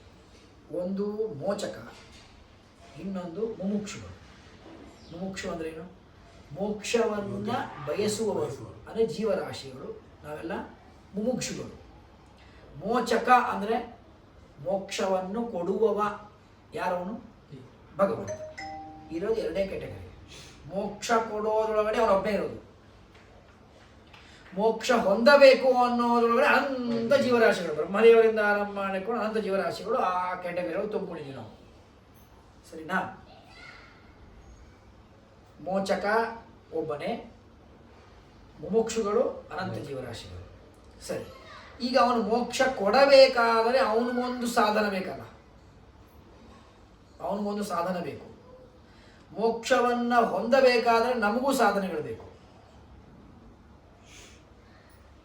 ಹೇಳ್ತೀನಿ, ನಿಮಗೇನು ಕ್ವಶನ್ಸ್ ಇದ್ದರೆ ಅವಶ್ಯವಾಗಿ ಕೇಳಿ. ಮೋಕ್ಷವನ್ನು ಪಡೆಯೋರು ನಾವು. ಪಡೆಯಬೇಕು ಅಂದರೆ ಅದಕ್ಕೆ ಬೇಕಾದಷ್ಟು ಇನ್ಸ್ಟ್ರೂಮೆಂಟ್ಸ್ ಬೇಕು. ಮಧ್ಯದಲ್ಲಿ ಬೇಕಾದಷ್ಟು ಇನ್ಸ್ಟ್ರೂಮೆಂಟ್ ಇದೆ. ಆ ಇನ್ಸ್ಟ್ರೂಮೆಂಟ್ಗಳು ಎಷ್ಟಿದೆ? 10 ಇದೆ ನಮಗೆ. ಆ 10 ಇನ್ಸ್ಟ್ರೂಮೆಂಟ್ ಒಳಗಡೆ ಸರ್ವೋತ್ತಮವಾದ ಇನ್ಸ್ಟ್ರೂಮೆಂಟ್ ಯಾವುದು? ಭಕ್ತಿ. ನಮ್ಮ ಇನ್ಸ್ಟ್ರೂಮೆಂಟ್ ಒಳಗಡೆ ಭಕ್ತಿ ಮುಖ್ಯ. ನಾವು ಭಕ್ತಿ ಬಿಟ್ಟು ಇನ್ನೇನು ಮಾಡಿ ಸಾಧ್ಯ ಇಲ್ಲ. ಜ್ಞಾನ ಮಾಡ್ಕೊಂಡ್ವಿ, ಆಮೇಲೆ ಭಕ್ತಿ ಮಾಡಿದ್ವಿ. ಭಕ್ತಿ ಬಿಟ್ಬಿಟ್ಟು ನಾವು ಇನ್ನೇನ ಮಾಡಲಿಕ್ಕೆ ಸಾಧ್ಯ ಇದೆಯಾ? ಸಾಧ್ಯ ಇಲ್ಲ. ಅದೇ ಲಾಸ್ಟ್. ನಮಗೆ ಒಂದು ಮಾವಿನ ಮರ ಹಾಕಿದೆ, ಅದಕ್ಕೆ ಪಾತಿ ಕಟ್ಟದೆ, ನೀರು ಹಾಕದೆ, ಗೊಬ್ಬರ ಹಾಕದೆ, ಅದಕ್ಕೆ ಹುಳ ಹತ್ತಬಾರ್ದು ಅಂತ ಔಷಧಿ ಹೊಡೆದೆ, ಎಲ್ಲ ಮಾಡಿದೆ. ನನ್ನ ಕರ್ತವ್ಯ ಎಲ್ಲ ಮಾಡಿಬಿಟ್ಟೆ. ನನ್ನ ಕಡೆಯಿಂದ ನಾನು ಫುಲ್ಫಿಲ್ ಆದೆ. ಹಣ್ಣು ಕೊಡೋದು ಕೆಲಸ ಆದದ್ದು, ಕೊಡೋ ತನಕ ಕಾಯ್ತಾ ಇದ್ದೆ. ಹಾಗಾದ್ರೆ ಹಣ್ಣು ಕೊಡೋದು ನನ್ನ ಕೈಲಿಲ್ಲ, ತೆಂಗಿನಕಾಯಿ ಹುಟ್ಟಿಸೋದು ನನ್ನ ಕೈಲಿಲ್ಲ. ಅದಕ್ಕೆ ಏನು ಬೇಕೋ ಎಲ್ಲ ಗೊಬ್ಬರ ಹಾಕೋದಷ್ಟು ನನ್ನ ಕೈಲಿದೆ. ಆದರೆ ಹಣ್ಣು ಯಾವಾಗ ಕೊಡುತ್ತೋ ಅವಾಗೇನೆ ಇಸ್ಕೋಬೇಕು. ಹಣ್ಣು ಕೊಡುವವನು ಭಗವಂತ, ಮೋಕ್ಷ ಕೊಡುವವನು ಭಗವಂತ. ಗೊಬ್ಬರ ಹಾಕೋದು, ನೀರು ಹಾಕೋದೆಲ್ಲ ನಮ್ಮ ಕೆಲಸ. ಅದೆಲ್ಲ ಕರ್ಮ ಅಲ್ವಾ ಸರ್? ಯಾಕೆ ಕರ್ಮ ಆಗುತ್ತೆ? ಭಕ್ತಿಯನ್ನು ಮಾಡ್ತೀರಿ. ಆ ಭಕ್ತಿ ಎರಡಿದೆ, ಅದಕ್ಕೂ ಬರ್ತೇನೆ, ಆ ಪಾಠಕ್ಕೂ ಬರ್ತೇನೆ. ಇದನ್ನು ಮುಗಿಸಿ ಅಲ್ಲಿ ಬರ್ತೇನೆ. ಭಕ್ತಿ ಏನಾಯಿತು ಹಾಗಾದರೆ? ನಾವು ಮಾಡುವ ಸಾಧನೆಗಳಲ್ಲಿ ಲಾಸ್ಟ್ ಆದ ಅಲ್ಟಿಮೇಟ್ ಆದ ಸಾಧನೆ ಭಕ್ತಿ. ನಮ್ಮ ಕೆಲಸ ಮುಗಿದೈತಲ್ಲಿ. ನಾವೇನು ಮಾಡಬೇಕಾಯಿತು ಮಾಡಿಬಿಟ್ವಿ. ಇನ್ನು ಅದ್ರ ಮೇಲೆ ನನಗೆ ಒಳಗೆ ರಂಗಪ್ರವೇಶ ಇಲ್ಲ. ಅಲ್ಲಿ ಅವನೇನು ಭಗವಂತ ಅದನ್ನು ನೋಡಿ ಇನ್ನು ಅವನು ಕೊಡಬೇಕು, ನಮಗೆ ಪ್ರಸಾದವನ್ನು ಕೊಡಬೇಕು. ಸೊ ಮೋಚಕನಿಷ್ಠವಾದ ಸಾಧನ ಇದು ಪ್ರಸಾದ. ಇದು ಪ್ರಸಾದ ಅಂದರೆ ಅಮುಂ ಮುಕ್ತಂ ಕರಿಷ್ಯಾಮಿ, ಅಸ್ಮಿನ್ ಸಮಯ ಅಮುಂ ಮುಕ್ತಂ ಕರಿಷ್ಯಾಮಿ. ಈ ಸಮಯಕ್ಕೆ ಅಂದರೆ ಇನ್ನು ಇಷ್ಟು ಜನ್ಮಗಳಾದ ಮೇಲೆ ಇವನನ್ನು ಮುಕ್ತನನ್ನಾಗಿ ಮಾಡ್ತೇನೆ ಅಂತ ಭಗವಂತನಿಗೆ ಇಚ್ಛಾ ಬರುತ್ತಲ್ಲ, ಅದಕ್ಕೆ ಪ್ರಸಾದ ಅಂತ ಕರೆಯೋದು ನಾವು. ಅದೇ ನಮ್ಮಲ್ಲಿ ಪ್ರಸಾದ ಅಂತ ಕರೆಯೋದು. ಅದು ಆ ಪ್ರಸಾದ ಇದೆಯಲ್ಲ, ಅದು ಭಗವಂತನ ಇನ್ಸ್ಟ್ರೂಮೆಂಟ್. ಅವನು ಯಾರ ಮೇಲೆ ಪ್ರಸನ್ನನಾಗ್ತಾನೋ, ಪ್ರಸಾದವನ್ನು ಕೊಡ್ತಾನೋ, ಅವನು ಮುಕ್ತನಾಗ್ತಾನೆ. ಸೊ ನಾವೆಲ್ಲರೂ ಕೂತ್ಕೊಂಡಿದ್ದೀವಿ, ನಾವು ನೋಡ್ತಾ ಇರ್ತೀವಿ, ಮ್ಯಾಚ್ಗಳು ನೋಡ್ತಾ ಇರ್ತೀವಿ, ಫುಟ್ಬಾಲ್ ನೋಡ್ತಾ ಇರ್ತೀವಿ. ಅಲ್ಲಿ ಸಾವಿರಾರು ಜನ ಒದರ್ತಿರ್ತಾರೆ, ಚೀರುತ್ತಿರ್ತಾರೆ. ಅವನು ತಮ್ಮ ಫ್ಯಾನ್ಸ್ ಹೆಸರು ಚೀರ್ತಾ ಇರ್ತಾರೆ. ಅವನು ಮ್ಯಾಚ್ ಮುಗಿದ ಮೇಲೆ ತನ್ನ ಟೀ ಶರ್ಟ್ನ ಹಿಂಗೆ ಗೋಲ್ ಮಾಡಿ ಬಿಸಾಕ್ತಾನೆ. ಯಾರಿಗೆ ಬಿಸಾಕ್ತಾನೆ? ಯಾರಿಗೆ ಕೊಡ್ತಾನೆ? ಅಷ್ಟೇ. ಅವನು ಇವನಿಗೆ ಕೊಡಬೇಕು ಅಂತ ಬಿಸಾಕಿರಲ್ಲ, ಒಟ್ಟಾರೆ ಬಿಸಾಕಿರ್ತಾನೆ. ಭಗವಂತ ಹಾಗೆ ಒಟ್ಟಾರೆ ಮೋಕ್ಷವನ್ನು ಬಿಸಾಕೋದಿಲ್ಲ. ಭಗವಂತ ಒದರ್ತಾ ಇರೋದು ನಾವೆಲ್ಲರೂ ಖರೆ ಒದರ್ತಾ ಇದ್ದೀವಿ. ಭಗವಂತ ಮೋಕ್ಷ ಕೊಡು, ಮೋಕ್ಷ ಕೊಡು, ಮೋಕ್ಷ ಕೊಡು ಅಂತ ನಾವೆಲ್ಲರೂ ಪ್ರಾರ್ಥನೆ ಮಾಡ್ತಾ ಇದ್ದೀವಿ. ಆದರೆ ಇವರೆಲ್ಲರೂ ಪ್ರಾರ್ಥನೆ ಮಾಡ್ತಾ ಇದ್ದಾರೆ, ಬಿಸಾಕ್ತೀವಿ ಒಂದು ಬಾಲು, ಯಾರು ಬೇಕೋ ಆರಿಸ್ಕೊಳ್ಳಿ ಅಂತ. ಹಂಗೆ ದೇವ್ರು ಬಿಸಾಕಲ್ಲ. ಇಷ್ಟೊಳಗಡೆ ಇವನಿಗೆ ಬಾಗಿ ಬಾ ಅಂತ ಪರಮಾತ್ಮ ಕರೀತಾರೆ. ಹಾಗಾದರೆ ಭಗವಂತ ಮೋಚಕ. ಆ ಮೋಚಕನಿಷ್ಠವಾದ ಸಾಧನ ಯಾವುದು? ಪ್ರಸಾದ. ಒಂದೇ ಸಾಧನ. ಭಗವಂತನ ಕರೆಯುವುದು ಒಂದೇ ಒಂದು ಪ್ರಸಾದ. ಯಾರಿಗೆ ಬೇಕೋ ಪ್ರಸಾದ ಕೊಡ್ತಾನೆ.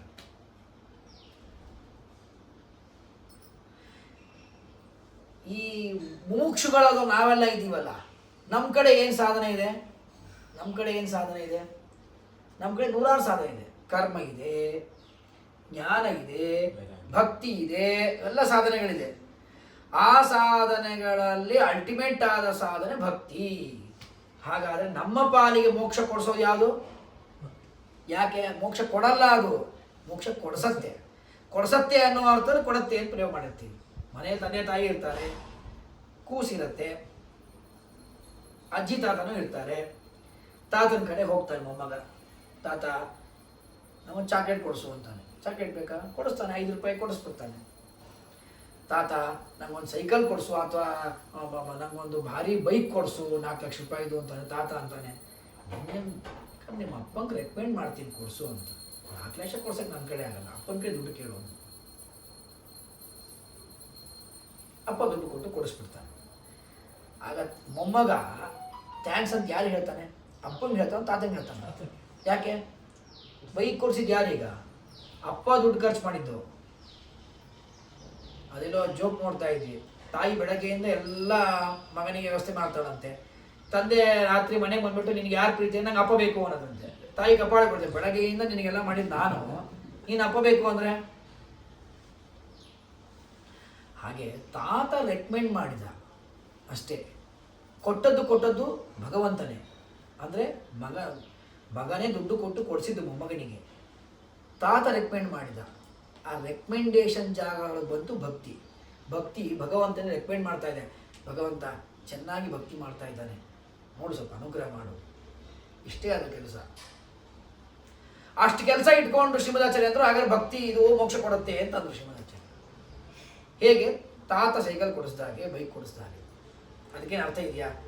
ಅವನು ಪ್ರೀತಿ ಅಷ್ಟೇ ಮಾಡಿದ, ತಾತ ರೆಕಮೆಂಡ್ ಮಾಡಿದ ಅಷ್ಟೇ ಹೊರತು ಅವನೇನು ತಾತ ಪಾಪ ಕೊಟ್ಟು ದುಡ್ಡು ಕೊಟ್ಟು ಕೊಡಿಸಿಲ್ಲ. ಅಷ್ಟು ದುಡ್ಡಿಲ್ಲ ಅವನ ಕಡೆ, ರಿಟೈರ್ಡ್ ಆಗಿದ್ದಾನೆ, ಅಷ್ಟು ದುಡ್ಡಿಲ್ಲ, ಮಗನ ಮೇಲೆ ಆಶ್ರಯದಲ್ಲಿ ಇದ್ದಾನೆ.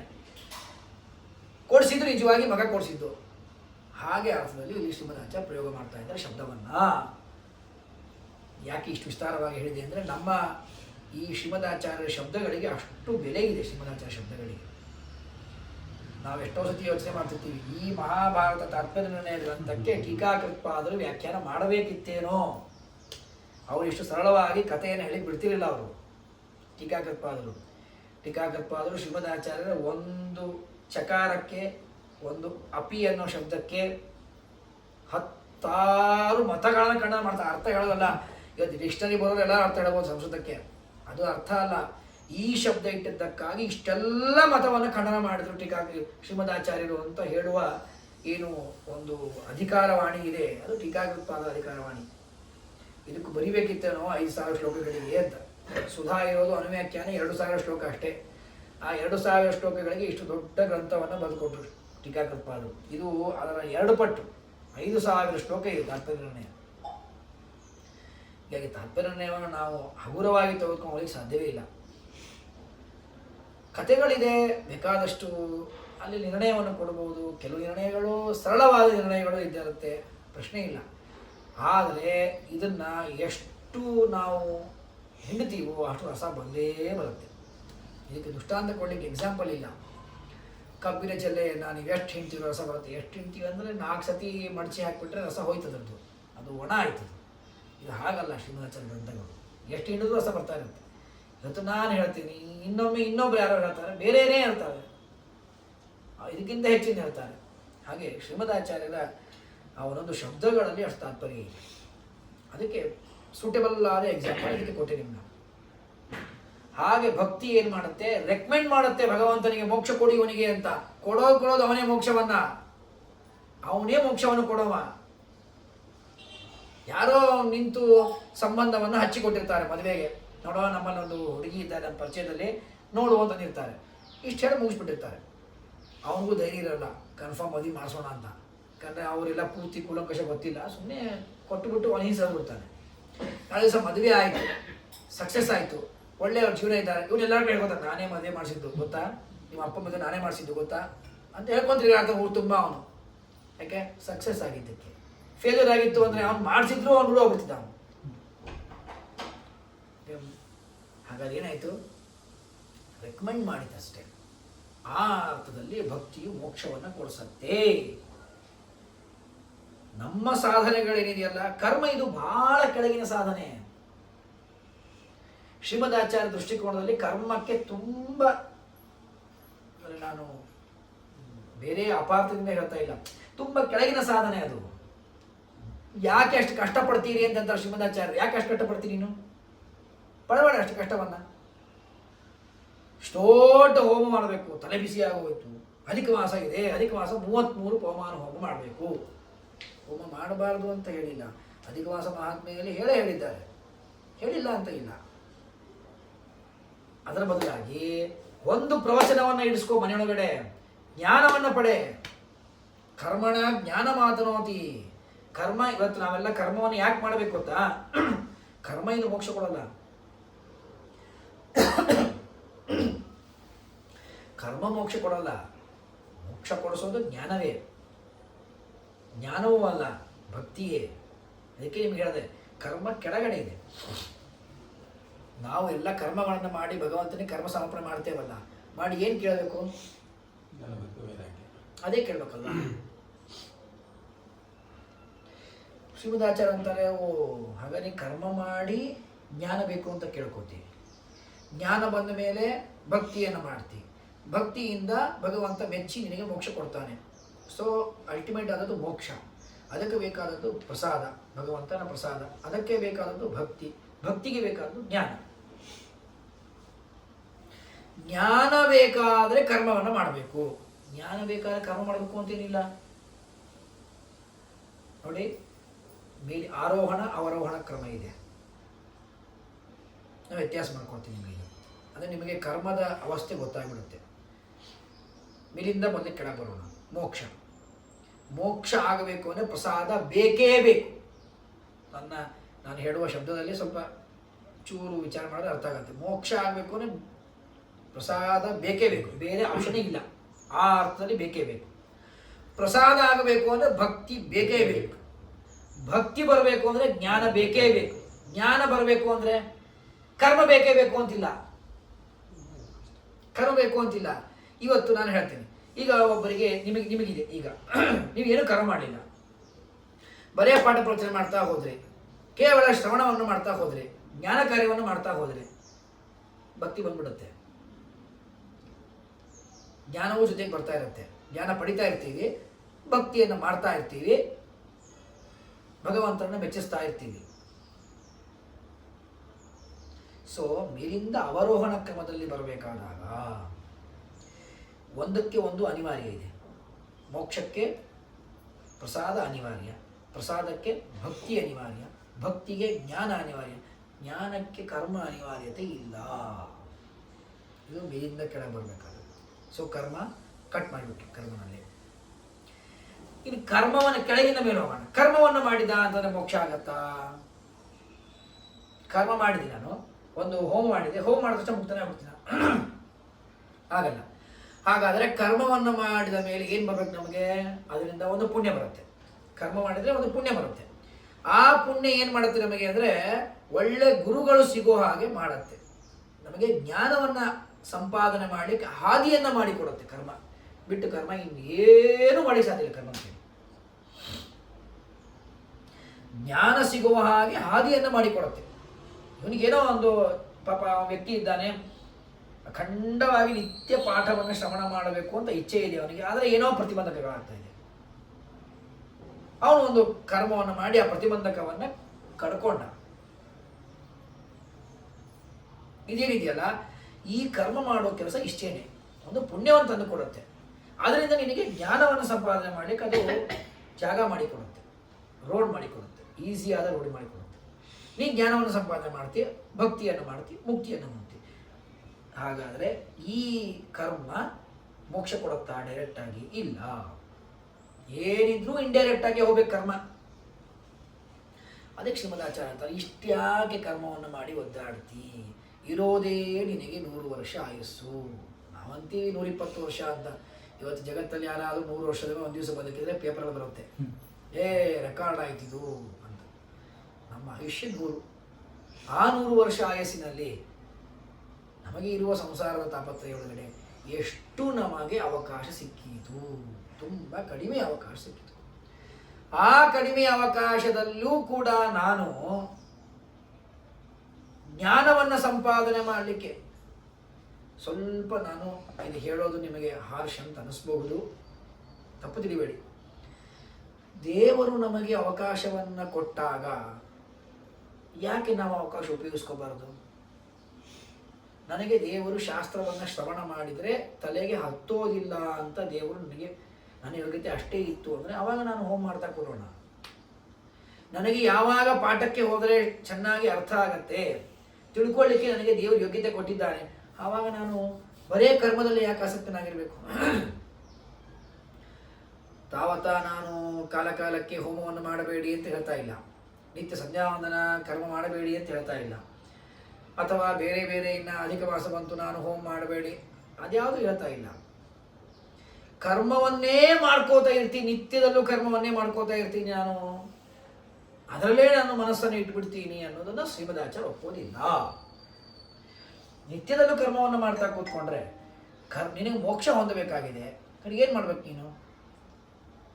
ಯಾರು ಅಂದರು ಬೆಳಗ್ಗೆ 5 ಗಂಟೆಗೆ ನಾವು ಮನೆಯಿಂದ ಹೊರಡಬೇಕು ಅಂದರೆ ನಾವು 10 ಗಂಟೆ ಒಳಗಡೆ ತಿರುಪತಿ ರೀಚ್ ಆಗಿಬಿಡ್ತೇವೆ ಬೆಟ್ಟದ ಮೇಲೆ ಅಂತ ಹೇಳಿದರು. ಅದು ನಿಮಗಿಲ್ಲ, ನಮಗಷ್ಟೇ ಈ ಮಾತು. ಹೊಸಕೋಟೆ ಇದ್ದವರಿಗೆ ಯಾವಾಗ ಬಿಟ್ಟರು 3 ಅವರ್ಸ್ ಹೋಗ್ತೀರಾ ನೀವು, ಟ್ರಾಫಿಕೇ ಸಿಗಲ್ಲ. ನಾನು ಅಂದೆ ಬೆಳಗ್ಗೆ ನಮ್ಮ ಮನೆಯಿಂದ ನಾನು ನಾಗರಬಾವಿಯಿಂದ ನಾನು 5 ಗಂಟೆಗೆ ಗಾಡಿ ಬಿಟ್ಬಿಟ್ರೆ ಸರಿಯಾಗಿ 10 ಗಂಟೆಗೆ ತಿರುಮಲಕ್ಕೆ ಮುಟ್ಬಿಡ್ತೇನೆ.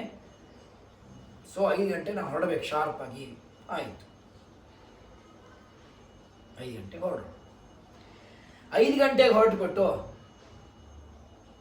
ಗಾಡಿ ಸ್ಟಾರ್ಟ್ ಮಾಡಿ ಮನೆಯಿಂದ ಹೊರಗೆ ಬಂದ ತಕ್ಷಣ ಅಲ್ಲ ಒಂಚೂರು ಪೆಟ್ರೋಲ್ ಹಾಕ್ಸ್ಕೋಬೇಕು. ಪೆಟ್ರೋಲ್ ಅಂಗಡಿ ಹೋದೆ, ನೀವು ಟೈಮ್ ವೇಸ್ಟ್ ಮಾಡಿದೆ. ಪೆಟ್ರೋಲ್ ಅಂಗಡಿ ಹೋದ ತಕ್ಷಣ ಅಲ್ಲಿ ಮತ್ತೆ ಬಾತ್ರೂಮ್ ಹುಡುಕಿ ಎಲ್ಲ ಮಾಡಿ ರೆಸ್ಟೋರೆಂಟ್ ಟೈಮ್ ವೇಸ್ಟ್ ಮಾಡಿದೆ ಒಂದು ಅರ್ಧ ಗಂಟೆ. ಅದು 10 ಗಂಟೆ ಮುಟ್ಟೋದು 10:15 ಆಯಿತು. ಲೇಟ್ ಆಗತ್ತಲ್ಲ, ಮ್ಯಾಪಲ್ಲಿ ನಿಲ್ಲಿಸಿದಷ್ಟು ಗೂಗಲ್ ಮ್ಯಾಪು ಲೇಟಾಗಿ ತೋರಿಸ್ತಾ ಹೋಗುತ್ತೆ. 6:30 ಆಯಿತು. ಅವ್ನ ಡ್ರೈವರು ನಾನು ಸ್ವಲ್ಪ ಕಾಫಿ ಟೀ ಕುಡಿಬೇಕು ಅಂತಂದ ಪಾಪ. ಯಾಕಂದ್ರೆ ಅವ್ನು 4 ಗಂಟೆಗೆ ಎದ್ದಿರ್ತಾನೆ ತಮ್ಮ ಮನೆಯಿಂದ ಗಾಡಿ ತರಕ್ಕೆ. ಅಲ್ಲಿ ಒಂದು ಅರ್ಧ ಗಂಟೆ ಟೈಮ್ ಹೋಯಿತು. ನಾವು ಸ್ವಲ್ಪ ಮುಳುಬಾಗಿಲು ಹತ್ರ ಬಂತು, ಮುಳುಬಾಗಿಲು ದರ್ಶನ ಮಾಡ್ಕೊಂಡು ಹೋಗೋಣ. ಮುಳುಬಾಗಿಲು ಹೋದ್ವಿ. ಹೋಗಲಿಕ್ಕೆ ಶ್ರೀಪಾದರಾಜರಿಗೆ ಅಭಿಷೇಕ ನಡೆದಿತ್ತು. ಅಲ್ಲಿ ಅಭಿಷೇಕ ಆಯಿತು, ಪಂಚಾಮೃತ ಕೊಡೋ ತನಕ ಅಲ್ಲಿ ಕಾಯ್ದ್ವಿ. ಅಲ್ಲಿ 1 ತಾಸು ಹೋಯಿತು. ಈಗಾಗಲೇ 2 ತಾಸು ತಡ ಮಾಡ್ಕೊಂಡ್ವಿ. 10 ಮುಟ್ಟು 12 ಮುಟ್ಟಿದ್ವಿ ಅಲ್ವಾ? ಇನ್ನೂ ಮುಗಿದಿಲ್ಲ. ಅಲ್ಲಿ ಟೋಲ್ ಗೇಟ್ ಬಂತು. ಅಲ್ಲಿ ಒಳ್ಳೆ ಚೇಪೆ ಹಣ್ಣು ಸಿಗಂತೆ, ಗಾಡಿ ಬಾಜುಕ್ಕೆ ಹಾಕಿದ್ವಿ. ಚೇಪೆ ಹಣ್ಣು ತೊಗೊಂಡ್ವಿ, ಅದನ್ನು ತಿಂದ್ವಿ. ಅಲ್ಲಿಂದ ಮುಂದೆ ಹೋದ್ವಿ. ಇನ್ನೂ ತಿರುಪತಿಗೆ ಹತ್ತಿರ ಬಂದಿಲ್ಲ, ಚಿತ್ತೂರು ಹತ್ರ ಇದ್ದೇವೆ. ಅಲ್ಲಿ ಮತ್ತೆ ಒಂದು ಹಾಲ್ಟ್ ಮಾಡಿದ್ವಿ. ಅಲ್ಲಿಂದ ತಿರುಪತಿ ಊರಿಗೆ ಬಂದ್ವಿ. ಊರಲ್ಲಿ ಟ್ರಾಫಿಕ್ ಇತ್ತು. ಅಲ್ಲಿ ಗರುಡವಾರಧಿ ಮಾಡಿದ್ದಾರೆ, ಹತ್ತಿ ನಾವು ಡೈರೆಕ್ಟ್ ಅಲಿಪಿರಿಗೆ ಹೋದ್ವಿ. ಅಲ್ಲಿ ತುಂಬ ಲೈನ್ ಟ್ರಾಫಿಕ್ ಇತ್ತು. ಮೇಲ್ಗಡೆ ಹೋಗಲಿಕ್ಕೆ 2 ಗಂಟೆ ಆಯಿತು ಮಧ್ಯಾಹ್ನ. ನಾನು ಮುಟ್ಟಬೇಕಾದದ್ದು ಯಾವಾಗ? 10 ಗಂಟೆಗೆ ಮುಟ್ಟಬೇಕಾದದ್ದು. ಮುಟ್ಟಿದ್ದು ಮಧ್ಯಾಹ್ನ 2 ಗಂಟೆಗೆ. ಯಾರು ತಪ್ಪಿರೋದು? ತಪ್ಪು ಯಾರು? ವೆಂಕಟೇಶ್ ದೇವರು ತಪ್ಪು, ನಮ್ಮ ತಪ್ಪು, ನಮ್ಮದೇ ತಪ್ಪು. ಯಾಕೆ ಈ ತಪ್ಪಾಯಿತು? ನಾನು ಮಧ್ಯದಲ್ಲಿ ಭಾಳ ನಿಲ್ಲಿಸ್ಕೊಂಡು ಹೋದ್ವಿಪ್ಪ, ಇಲ್ಲಾಂದರೆ 10 ಗಂಟೆ ಮುಟ್ಬಿಡ್ತಿದ್ವಿ. ಯಾಕೆ ನಿಲ್ಲಿಸ್ಕೊಂಡು ಹೋದ್ವಿ? ನೀನು ತಪ್ಪು ನಿಲ್ಲಿಸಿದ್ದು. ಡ್ರೈವರ್ ತಯಾರಾಗಿದ್ದ ಸರಿಯಾದ ವೇಳೆ ಕರ್ಕೊಂಡು ಹೋಗಲಿಕ್ಕೆ, ನೀನು ಅವನಿಗೆ ಸಹಕಾರವನ್ನು ಕೊಡಲಿಲ್ಲ. ಡ್ರೈವರ್ ಸರಿಯಾಗಿತ್ತು, ಸರಿಯಾಗಿ ಅರ್ಥ ಮಾಡ್ಕೊಳ್ಳಿ. ನಾನು ಈ ಎಕ್ಸಾಂಪಲ್ನ ಯಾಕೆ ತೊಗೊಂಡಿದ್ದೀನಿ ಅಂತ ನಿಮಗೆ ನಾನು ಸರಿಯಾಗಿ ಇದು ಮಾಡಿ ತೋರಿಸ್ಕೊಡ್ತೇನೆ, ಸಮನ್ವಯ ಮಾಡಿ ನಿಮಗೆ. ಡ್ರೈವರ್ ಸರಿಯಾಗಿ ಇದ್ದಾನೆ, ಚಾಲಕ ಅವ್ನು ರೆಡಿಯಾಗಿ ಕೂತೀನಿ, ಅವ್ನು ಪೇ ಮಾಡಿ ಇಟ್ಟಿದ್ದೀನಿ ಅವ್ನು. ನಾನು ಹೇಳ್ದಂಗೆ ಕೇಳ್ತಾನೆ ಅವನು ಸರಿಯಾಗಿದ್ದಾನೆ, ಕರ್ಕೊಂಡು ಹೋಗೋ ವ್ಯಕ್ತಿ ಸರಿಯಾಗಿದ್ದಾನೆ. ಗಾಡಿ ಕಂಡೀಷನ್ ಆಗಿದೆ. ದೇವರು ಮೇಲ್ಗಡೆ ಕೂತ್ಕೊಂಡಿದ್ದಾನೆ ಭೂವೈಕುಂಠದಲ್ಲಿ. ಎಲ್ಲ ಯಾರ್ದೂ ತಪ್ಪಿಲ್ಲ. ತಪ್ಪು ಯಾರ್ದಾಯ್ತು ಹಾಗಾದ್ರೆ? ಮಧ್ಯದಲ್ಲಿ ನಿಲ್ಲಿಸಿದ್ದು ತಪ್ಪು ನಂದು, ನನ್ನ ತಪ್ಪು. ಹಾಗೆ ಹೇಗೆ ಭೂವೈಕುಂಠ ಇದೆಯಲ್ಲ, ಹಾಗೆ ಭಗವಂತ ನಮ್ಮನ್ನು ಮೋಕ್ಷಕ್ಕೆ ವೈಕುಂಠಕ್ಕೆ ಕರ್ಕೊಂಡು ಹೋಗಬೇಕು ಅಂತ ಭಗವಂತ ಮೋಕ್ಷವನ್ನು ಕೊಡ್ಲಿಕ್ಕೆ ಕಾಯ್ತಾ ಕೂತ್ಕೊಂಡಿದ್ದಾನೆ ಭಗವಂತ. ಈ ವ್ಯಕ್ತಿಗೆ ಇನ್ನು ಇಷ್ಟು ದಿವಸಗಳಲ್ಲಿ ಮೋಕ್ಷ ಕೊಡಬೇಕು ಅಂತ ನಾನು ಕಾಯ್ತಾ ಇದ್ದೀನಿ ಅಂತ ದೇವರು ಕಾಯ್ತಾ ಕೂತ್ಕೊಂಡಿದ್ದಾನೆ. ಹೇಗೆ ವೆಂಕಪ್ಪ ದರ್ಶನ ಕೊಡಬೇಕು ಅಂತ ಕೂತಿದ್ದಾನಲ್ಲ, ಹಾಗೆ ಭಗವಂತನು ಕೂತ್ಕೊಂಡಿದ್ದಾನೆ. ಇದು ಭೂವೈಕುಂಠ, ಸಾಕ್ಷಾತ್ ವೈಕುಂಠ.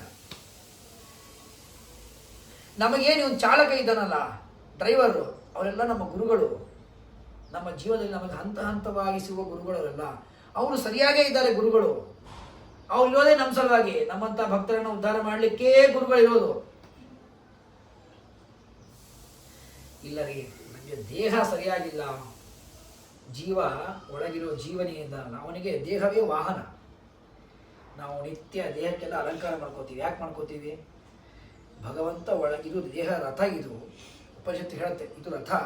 ಒಳಗಿರುವ ಭಗವಂತ ರಥಿಕ, ಆ ಭಗವಂತ ತಾನು ಸ್ವಾಮಿ, ಅವನ ಮೆರವಣಿಗೆಯನ್ನು ಮಾಡ್ತಾ ಇದ್ದೇನೆ ಅಂತ ಚಿಂತನೆ ಇಟ್ಟುಕೊಂಡು ನಾವು ಅಲಂಕಾರ ಮಾಡ್ಕೋಬೇಕು. ನಮ್ಮ ದೇಹಕ್ಕೆ ಅಲಂಕಾರ ಅಲ್ಲ. ಕಾರಿನ ಸ್ಥಾನದಲ್ಲಿ, ವಾಹನ ಸ್ಥಾನದಲ್ಲಿ ಇದ್ದದ್ದು ನಮ್ಮ ದೇಹ.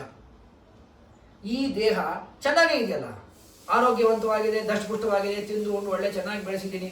ಹಾಗಾದರೆ ವಾಹನ ಸರಿಯಾಗಿದೆ, ದೇಹ ಸರಿಯಾಗಿದೆ, ಡ್ರೈವರ್ ನಮಗೆ ಸಿಕ್ಕ ಗುರುಗಳೆಲ್ಲ ಚೆನ್ನಾಗಿ ಇದ್ದಾರೆ, ಮೋಕ್ಷವನ್ನು ಕೊಡಲಿಕ್ಕೆ ಅಲ್ಲಿ ಭಗವಂತ ಕಾಯ್ತಾ ಕೂತ್ಕೊಂಡಿದ್ದಾನೆ. ತಪ್ಪು ಮಾಡಿದ್ದಾನೆ, ಆ ವಾಹನದ ಒಳಗೆ ಕೂತ ನಾವು ಸವಾರರು, ನಮ್ಮ ಜೀವ ತಪ್ಪು ಮಾಡಿದ. ಏನು ತಪ್ಪು ಮಾಡಿದ? ಆ ಜೀವ ಬಾಯಿ ಮುಚ್ಕೊಂಡು ಕಾರೊಳಗೆ ಕೂತ್ಕೊಂಡಿದ್ರೆ ಡ್ರೈವರ್ ಸರಿಯಾಗಿ ಕರ್ಕೊಂಡು ಹೋಗಿ 5 hours ರೀಚ್ ಮಾಡಿಸ್ಬಿಟ್ಟಿದ್ದಾನೆ. ಅವನು ಮಧ್ಯದಲ್ಲಿ ಅವನು ಡಿಸ್ಟರ್ಬ್ ಮಾಡಿದ್ದಕ್ಕೆ ತನ್ನ ಮೋಕ್ಷವನ್ನು ತಾನೇ ಡಿಲೇ ಮಾಡಿಕೊಂಡ. ತನ್ನ ಮೋಕ್ಷವನ್ನು ತಾನೇ ಡಿಲೇ ಮಾಡಿಕೊಂಡ, ಬೇರೆ ಯಾರು ಇದಕ್ಕೆ ಜವಾಬ್ದಾರರಲ್ಲ. ಎಲ್ಲಿ ಡಿಲೇ ಆಯಿತು? ಎಲ್ಲಿ ಡಿಲೇ ಆಯಿತು ಅಂದರೆ ಶ್ರೀಮದಾಚಾರ್ಯ ಹೇಳ್ತಾರೆ, ನಿನಗೆ ಭಕ್ತಿಯನ್ನು ಮಾಡಲಿಕ್ಕೆ ಈಗ ಬರುತ್ತೋ ಇಲ್ಲೋ? ಭಕ್ತಿಯನ್ನು ಮಾಡಲಿಕ್ಕೆ ಬರುತ್ತೆ. ನೀನು ಭಕ್ತಿಯನ್ನು ಮಾಡಿದಿ ಅಂದರೆ ಭಗವಂತ ಕರ್ಕೊಂಡೇ ಬಿಡ್ತಿದ್ದ, ವೇಗವಾಗಿ ಮೋಕ್ಷಕ್ಕೆ ಬರ್ತಿದ್ದಿ.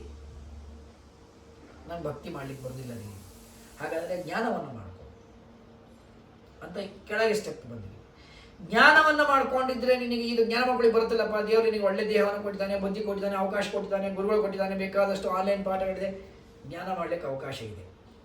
ನೀನು ಅದನ್ನೂ ಮಾಡ್ಕೊಳ್ಳಿಲ್ಲ ಅಂತ ಆದರೆ ಮೋಕ್ಷವನ್ನು ಇನ್ನೊಂದಿಷ್ಟು ಡಿಲೇ ಮಾಡಿಕೊಂಡೆ ನೀನು. ಈ ಡಿಲೇ ಎಲ್ಲರಿಗೂ ಓಕೆ, ಯಾಕಂದರೆ ಜ್ಞಾನವನ್ನು ಎಲ್ಲರೂ ಪಡಿಬೇಕು. ಜ್ಞಾನ ಎಷ್ಟು ಪಡಿತೇವೋ ಅದು ನಮ್ಮ ಯೋಗ್ಯತೆ ಇದೆ, ಇಟ್ಸ್ ಓಕೆ. ನಿನಗೆ ಜ್ಞಾನವನ್ನು ಪಡೆಯಲಿಕ್ಕೆ ಅವಕಾಶವನ್ನು ಕೊಟ್ಟಾಗೂ ನೀ ಬರೇ ಕರ್ಮವನ್ನು ಮಾಡ್ತಾ ಕೂತೀಯ, ಇನ್ನೂ ಡಿಲೇ ಮಾಡ್ಕೊಂಡಿ ನೀನು.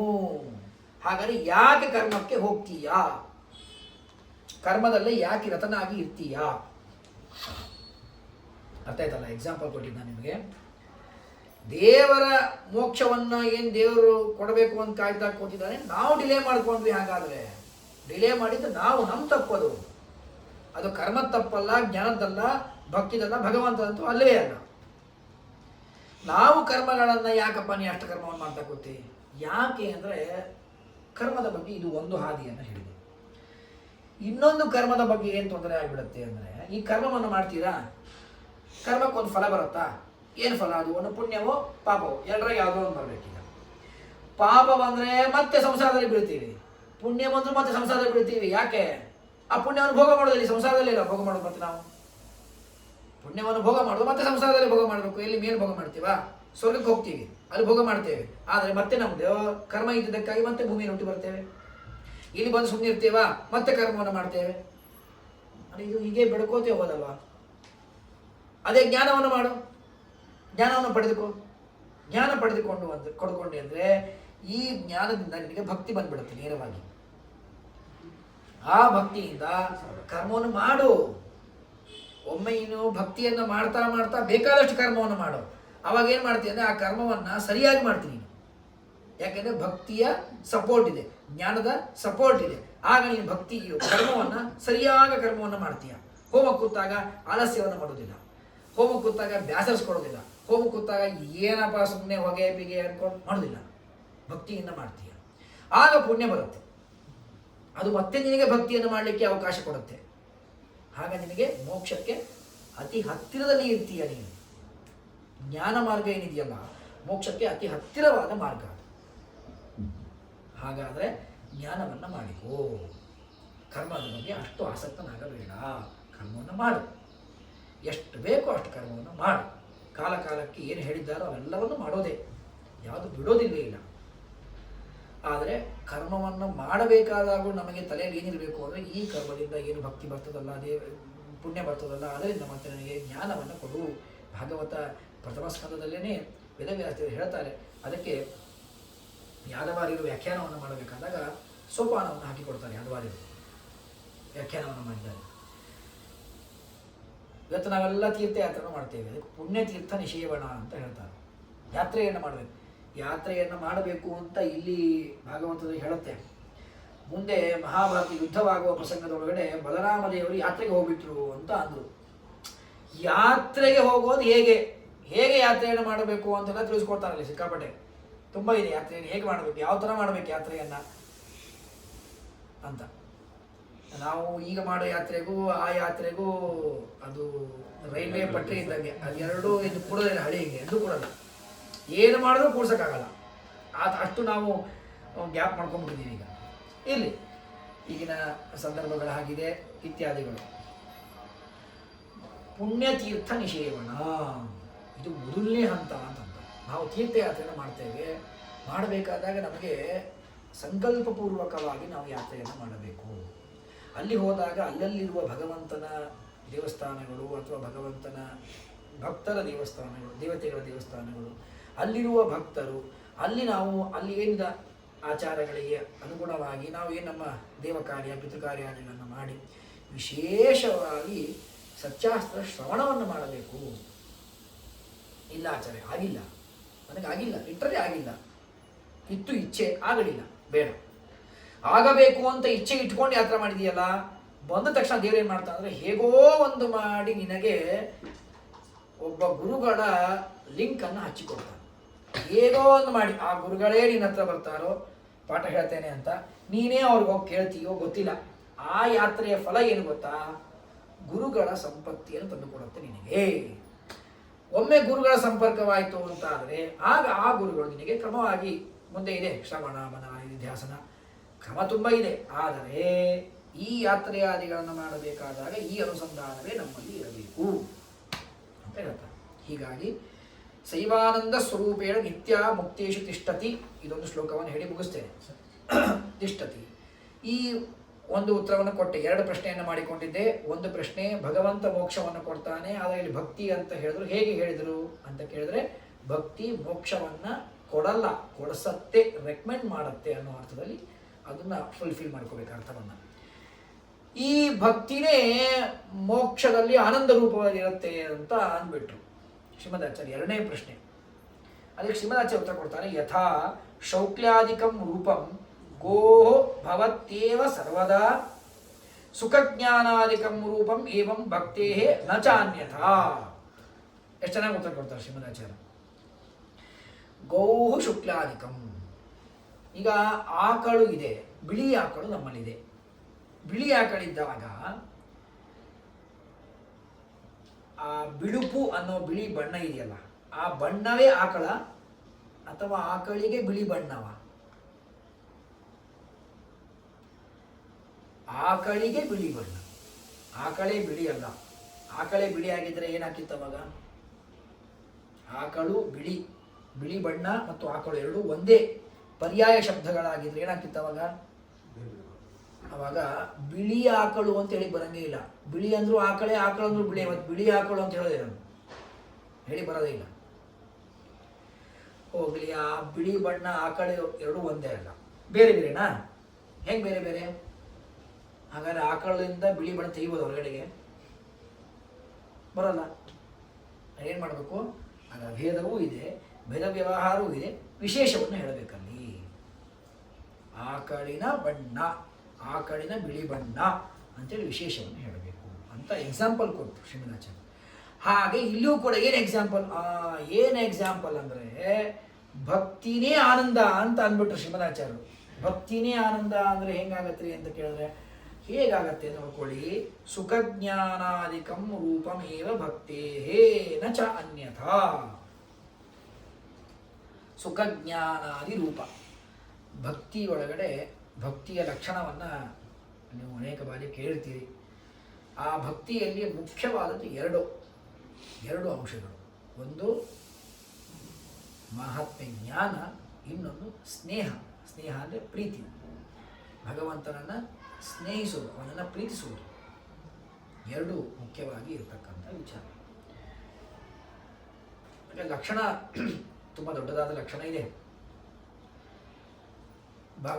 ಯಾವ ವ್ಯಕ್ತಿಯನ್ನು ನಾವು ಅವನಲ್ಲಿ ಭಕ್ತಿ ಮಾಡ್ತಾ ಇದ್ದೇವೆ, ಇವನಲ್ಲಿ ನನಗೆ ತುಂಬ ಭಕ್ತಿ ಇದೆ ಅಂದರೆ ಅರ್ಥ ಏನು ಗೊತ್ತಾ?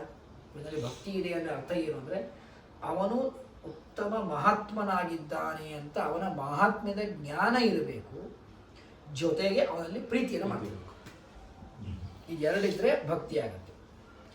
ಇಲ್ಲಿ ಶ್ರೀಮದಾಚಾರ್ಯ ಹೇಳ್ತಾ ಇದ್ದಾರೆ, ಸುಖ ಜ್ಞಾನಾದಿ ರೂಪಂ. ಭಕ್ತಿ ಅಂದ್ರೆ ಏನು ಗೊತ್ತಾ? ಸುಖ ಮತ್ತು ಜ್ಞಾನ ಅವುಗಳ ರೂಪನೇ ಭಕ್ತಿ.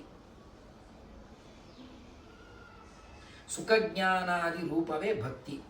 ಸೊ ಅದಕ್ಕೆ ಹೇಳ್ತಾರೆ ಸುಖ ಮತ್ತು ಜ್ಞಾನ ಇವೆರಡರ ಪಾರ್ಟ್ ಉಳ್ಳಂತಹದ್ದೇ ಭಕ್ತಿ.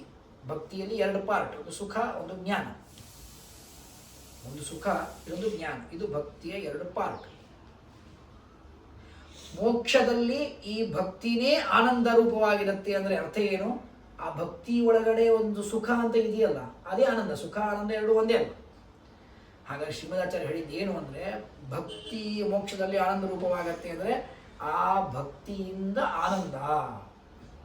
ಭಕ್ತಿನೇ ಆನಂದ ಅಂದ್ರೆ ಏನು? ಭಕ್ತಿಯ ಒಂದು ರೂಪ ಅದು ಆನಂದ, ಒಂದು ಪಾರ್ಟ್ ಅದು ಆನಂದ, ಆನಂದ ರೂಪವಾಗಿ ಇರ್ತಾನೆ. ಅಲ್ಲೂ ಸವಿಶೇಷಾಭೇದವನ್ನು ಹೇಳಬೇಕು ಹೊರತು ನಿರ್ವಿಶೇಷಾಭೇದವನ್ನು, ಅತ್ಯಂತಾಭೇದವನ್ನು ಹೇಳಬಾರದು ಅಂತ ಹೇಳ್ತಾರೆ. ಇಷ್ಟು ಹೇಳಿ ಭಕ್ತೇವ ತುಷ್ಟಿಮಭ್ಯೇತಿ ವಿಷ್ಣೋ ನ ಅನ್ಯೇನ ಕೇನಚಿತ್ ಸಯೇವ ಮುಕ್ತಿದಾತ ಚ ಭಕ್ತಿಸ್ತತ್ರೈಕ ಕಾರಣಂ. ಭಕ್ತೇವ ತುಷ್ಟಿಮಭ್ಯೇತಿ. ಭಗವಂತ ಯದ್ಯಪಿ ಭಗವಂತ ಮೋಕ್ಷವನ್ನು ಕೊಡ್ತಾನೆ, ಆದರೆ ಆ ಭಗವಂತ ಮೋಕ್ಷವನ್ನು ಕೊಡಬೇಕು ಅಂತಾದರೆ ಭಕ್ತಿಯನ್ನು ಮಾಡಬೇಕು. ಆ ಭಕ್ತಿಯನ್ನು ಮಾಡದ ಹೊರತು ಭಗವಂತ ಮೋಕ್ಷವನ್ನು ಕೊಡುವುದಿಲ್ಲ. ಭಕ್ತೇವ ತುಷ್ಟಿಮಭ್ಯೇತಿ ವಿಷ್ಣೋ ನ ಅನ್ಯೇನ ಕೇನಚಿತ್. ಯಾವುದರಿಂದಲೂ ಭಗವಂತನಿಗೆ ಸರ್ವತಾ ತೃಪ್ತಿ ಬರುವುದಿಲ್ಲ, ಭಕ್ತಿಯಿಂದ ಮಾತ್ರ. ಹೀಗಾಗಿಯೇನೆ ಆ ಭಕ್ತಿಗೆ ಮಹತ್ವವನ್ನು ಕೊಡೋದಕ್ಕೋಸ್ಕರವಾಗಿಯೇ ಪತ್ರಂ ಪುಷ್ಪಂ ಫಲಂ ತೋಯಂ ಯೋಮೇ ಭಕ್ತ್ಯಾ ಪ್ರಯಚ್ಛತಿ. ನೀನು ಬಂಗಾರದ ಚಾಮರವನ್ನು ಹಾಕುವಂತ ದೇವರು ಕೇಳೇ ಇಲ್ಲ. ಬಂಗಾರದ ಪೀಠದಲ್ಲಿ ಮಾಡಿ ಕೂಡಿಸುವಂತೂ ಭಗವಂತ ಕೇಳಿಲ್ಲ. ದೀಪ ಇದೆ, ದೀಪಕ್ಕೆ ಹಾಕಲಿಕ್ಕೆ ತುಪ್ಪ ಇಲ್ಲ ನನ್ನ ಕಡೆ, ಬೇಡ, ದೀಪದಲ್ಲಿ ನೀರು ಹಾಕು. ಎರಡೂ ದೀಪದಲ್ಲಿ ನೀರು ಹಾಕು. ಬೆಂಕಿಗೂ ನೀರಿಗೂ ಎಂದೂ ತಾಳಮೇಳ ಇಲ್ಲ, ವಿರುದ್ಧ ಧರ್ಮಾಧಿಕರಣ. ಬೆಂಕಿ ಇದ್ದಲ್ಲಿ ನೀರಿರಲ್ಲ, ನೀರಿದ್ದಲ್ಲಿ ಬೆಂಕಿ ಇರಲ್ಲ, ಹೌದಾ? ಆದರೆ ಭಗವಂತ ಹೇಳ್ತಾನೆ, ಭಕ್ತಿಯಿಂದ ಬೆಂಕಿಗೆ ವಿರುದ್ಧವಾದ ನೀರನ್ನು ಇಟ್ಬಿಟ್ಟು ಇದು ದೀಪ ಅಂತ ಸಮರ್ಪಣೆ ಮಾಡು, ನಾನು ಸ್ವೀಕಾರ ಮಾಡ್ತೀನಿ. ನಾವು ಮನೆಯಲ್ಲಿ ಮಾಡ್ತಿರ್ತೀವಿ, ಧೂಪಾರ್ತಿ ದನ ಆಯಿತು ಅಂತ ನೀರು ತೊಗೊಂಡು ಮಾಡ್ತೀವಿ. ಹೆಂಗ್ರಿ ಮಾಡಕ್ಕೆ ಬರುತ್ತೆ? ಎರಡು ಫುಲ್ ಆಪೋಸಿಟ್ ಆದ ಪೋಲ್ ಅಲ್ವಾ? ಆ ಧೂಪಕ್ಕೆ ನೀರಿಗೆ ಏನಾನ ಲಿಂಕ್ ಇದೆಯಾ? ಇದ್ರ ಬದಲು ಸಬ್ಸ್ಟ್ಯೂಟ್, ಅದು ಫುಲ್ ವಿರುದ್ಧವಾದ ಸಬ್ಸ್ಟ್ಯೂಟ್ ಹೆಂಗಾಗತ್ತೆ? ಮತ್ತು ಅಲ್ಲೆಲ್ಲ ಹೆಂಗೆ ಮಾಡ್ತೀರಿ? ಭಕ್ತಿಯಿಂದ ಈ ನೀರನ್ನೇ ಭಗವಂತ ಇದೇ ಧೂಪಾರ್ತಿ ಅಂತ ಅನ್ಕೋ, ಇದೇ ಏಕಾರ್ತಿ ಅಂತ ಅನ್ಕೋ ಅಂತ ನಾವು ಭಕ್ತಿಯಿಂದ ಮಾಡುವುದು.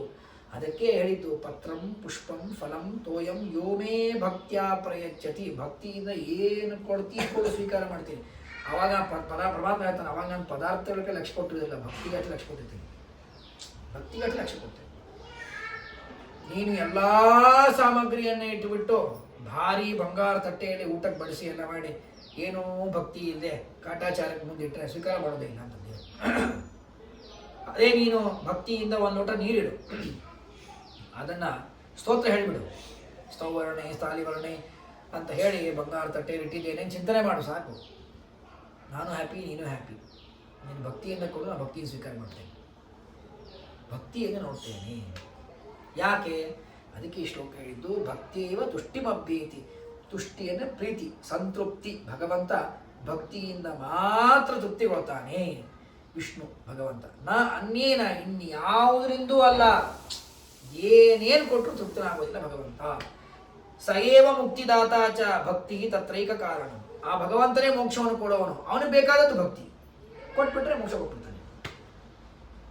ನಿನ್ನ ಕಡೆ ಇರೋದನ್ನು ಅವನಿಗೆ ಕೊಡು, ಅವನ ಕಡೆ ಇರೋದು ನಿನಗೆ ಕೊಡ್ತಾನೆ. ನಿನ್ನ ಕಡೆ ಇರೋ ಭಕ್ತಿಯನ್ನು ಅವನಿಗೆ ಕೊಡು, ಅವನ ಕಡೆ ಇರೋ ಮೋಕ್ಷವನ್ನು ನಿನಗೆ ಕೊಡ್ತಾನೆ. ಬಸ್ ಇಷ್ಟೇ, ಏನು ವ್ಯತ್ಯಾಸ ಇಲ್ಲ. ಬ್ರಹ್ಮಾದೀನಾಂಚ ಮುಕ್ತಾನಾಂ ತಾರತಮ್ಯೇತು ಕಾರಣಂ ತಾರತಮ್ಯ ಸ್ಥಿತ ಅನಾದಿರ್ ನಿತ್ಯ ಭಕ್ತಿ ನ ಚ ಇತರತಾ. ಭಗವಂತ ಬ್ರಹ್ಮದೇವರಿದ್ದಾರೆ, ಸರ್ವೋತ್ತಮನಾದವರು ಬ್ರಹ್ಮದೇವರು. ಸರ್ವೋತ್ತಮ ಶಬ್ದಕ್ಕೆ ಅರ್ಥ ಏನು? ಈ ನಮ್ಮ ಸಂಸಾರಿಗಳಲ್ಲಿ ಸರ್ವೋತ್ತಮನಾದವರು ಬ್ರಹ್ಮದೇವರು. ಆ ಬ್ರಹ್ಮದೇವರಾದ ಮೇಲೆ ಗರುಡ ಶೇಷ ರುದ್ರಾದಿಗಳು. ಆಮೇಲೆ ಷಣ್ಮಹಿಷಿಯರು, ಆಮೇಲೆ ಸೌಪರ್ಣಿ ವಾರುಣಿ ಪಾರ್ವತಿಯರು, ಅದಾದ ಮೇಲೆ ಇಂದ್ರ ಕಾಮ ಇತ್ಯಾದಿಗಳು. ಹೆಂಗ್ರಿ ನಿರ್ಣಯ ಮಾಡಿದ್ರೆ ತಾರತಮ್ಯವನ್ನ ಅಂತ ಕೇಳಿದ್ರೆ ದೇವರಂತಾನೆ ತಾರತಮ್ಯವನ್ನ ನಿರ್ಣಯ ಮಾಡಿದ್ದು ಹೇಗೆ ಗೊತ್ತಾ? ಈ ಭಕ್ತಿ ಪಿರಾಮಿಡ್ ಇಟ್ಕೊಂಡೇ ಮಾಡಿದ. ಯಾರು ಹೆಚ್ಚು ಭಕ್ತನೋ ಅವನು ಬ್ರಹ್ಮ. ಸ್ವಲ್ಪ ಕಡಿಮೆ ಭಕ್ತರಾದವರು ಗರುಡಶೇಷಾದಿಗಳು, ಅವ್ರಿಗಿಂತ ಕಡಿಮೆ ಭಕ್ತರಾದವರು ಇನ್ನ ಕೆಳಗಡೆ. ಹೀಗೆ ಭಕ್ತಿಯನ್ನ ಇಟ್ಟುಕೊಂಡೇನೆ, ಆ ಭಕ್ತಿಯ ಮೌನ ಮಾಪ್ಯವನ್ನು ಇಟ್ಟುಕೊಂಡೇನೆ ನಾನು ಎಲ್ಲರನ್ನ ಅಳೆದಿದ್ದು. ನೀನು ನೋಡ್ಕೋ ಎಷ್ಟು ಭಕ್ತಿ ಮಾಡ್ತೀಯ ಅಂತ. ಹಾಗಾದ್ರೆ ನಿನ್ನ ಸ್ಥಾನ ನೋಡ್ಕೋ. ಭಕ್ತಿಯೇ ಮೋಕ್ಷವನ್ನು ಕೊಡಿಸುವಂತಹದ್ದು, ಆ ಭಕ್ತಿಯೇ ತಾರತಮ್ಯಕ್ಕೂ ಕಾರಣವಾದದ್ದು. ಬ್ರಹ್ಮದೇವರಿಂದ ಆರಂಭ ಮಾಡಿಕೊಂಡು ನಮ್ಮ ತನಕ ತಾರತಮ್ಯ ಇದೆ ಅಂತಂದ್ರೆ ಆ ತಾರತಮ್ಯಕ್ಕೆ ಆ ಅಂಕಿ ಅಂಶಗಳನ್ನು ಕೊಡುವುದು ಹೇಗೆ ಅಂದರೆ ಭಕ್ತಿಯಿಂದಲೇ ಕೊಡಬೇಕು. ಭಕ್ತಿಯನ್ನು ಬಿಟ್ಟು ಬೇರೆ ಇದನ್ನು ಸಾಧ್ಯ ಇಲ್ಲ ಅನ್ನೋದನ್ನು ತಿಳಿಸ್ಕೊಡ್ತಾ ಇದ್ದಾರೆ. ಮುಂದೆ ಮತ್ತೆ ಯಾರು ಗುರುಗಳು, ಅವರ ಲಕ್ಷಣಗಳು ಏನು, ಗುರುಗಳನ್ನು ಹೇಗೆ ಸ್ವೀಕಾರ ಮಾಡಬೇಕು, ಅಧಮರಾದ ಗುರುಗಳನ್ನು ನಾವು ಹೇಗೆ ಟ್ರೀಟ್ ಮಾಡಬೇಕು, ಉತ್ತಮರಾದ ಗುರುಗಳನ್ನು ಹೇಗೆ ಟ್ರೀಟ್ ಮಾಡಬೇಕು. ಕೆಲವೊಮ್ಮೆ ತಮಗಿಂತ ಅಧಮರಾದವರೇ ಗುರುವಾಗಿ ಬಂದುಬಿಡ್ತಾರೆ. ಇಂದ್ರ ದೇವರಿಗೆ ಬೃಹಸ್ಪತಿ ಅಧಮ, ಆದರೆ ಬೃಹಸ್ಪತಿ ದೇವಗುರು ಆಗ್ಬಿಟ್ರು. ಆಗೇನು ಮಾಡ್ಬೇಕು ಅವರಿಗೆ? ಇವನು ಉತ್ತಮ ಇಂದ್ರ, ಬೃಹಸ್ಪತಿ ಆಚಾರ್ಯ ಕಡಿಮೆ ಇದ್ದಾರೆ, ಏನು ಮಾಡಬೇಕು? ಎಲ್ಲದಕ್ಕೆ ಶ್ರೀಮದಾಚಾರ್ಯ ನಿರ್ಣಯ ಕೊಡ್ತಾರೆ. ಅದು ಮತ್ತೆ ಮುಂದೆ ಶ್ರವಣ ಮಾಡಿ. ಶ್ರೀಕೃಷ್ಣ ಅರ್ಪಣಮಸ್ತು. ನಾಹಂಕರ್ತ ಹರಿಕರ್ತ ತತ್ಪೂಜಾ ಕರ್ಮಚಾಕಿರಂ ತಥಾಪಿ ಮತ್ಕೃತಾ ಪೂಜಾ ತತ್ಪ್ರಸಾದೇನಾನ್ಯತಾ ತದ್ಭಕ್ತಿ ತತ್ಫಲಂ ಮಹ್ಯಂ ತತ್ಪ್ರಸಾದ ಪುನಃ ಪುನಃ ಕರ್ಮಣ್ಯಾಸೋ ಹರಾವೇವಂ ವಿಷ್ಣೋ ತೃಪ್ತಿಕರಃ ಸದಾ ಅನೇನ ಭಾವಿಯತ್ ಪುಣ್ಯಂ ಅವಾಪ್ನೋತು ಗುರುನ್ಮಮ. ಶ್ರೀಕೃಷ್ಣಾರ್ಪಣಮಸ್ತು.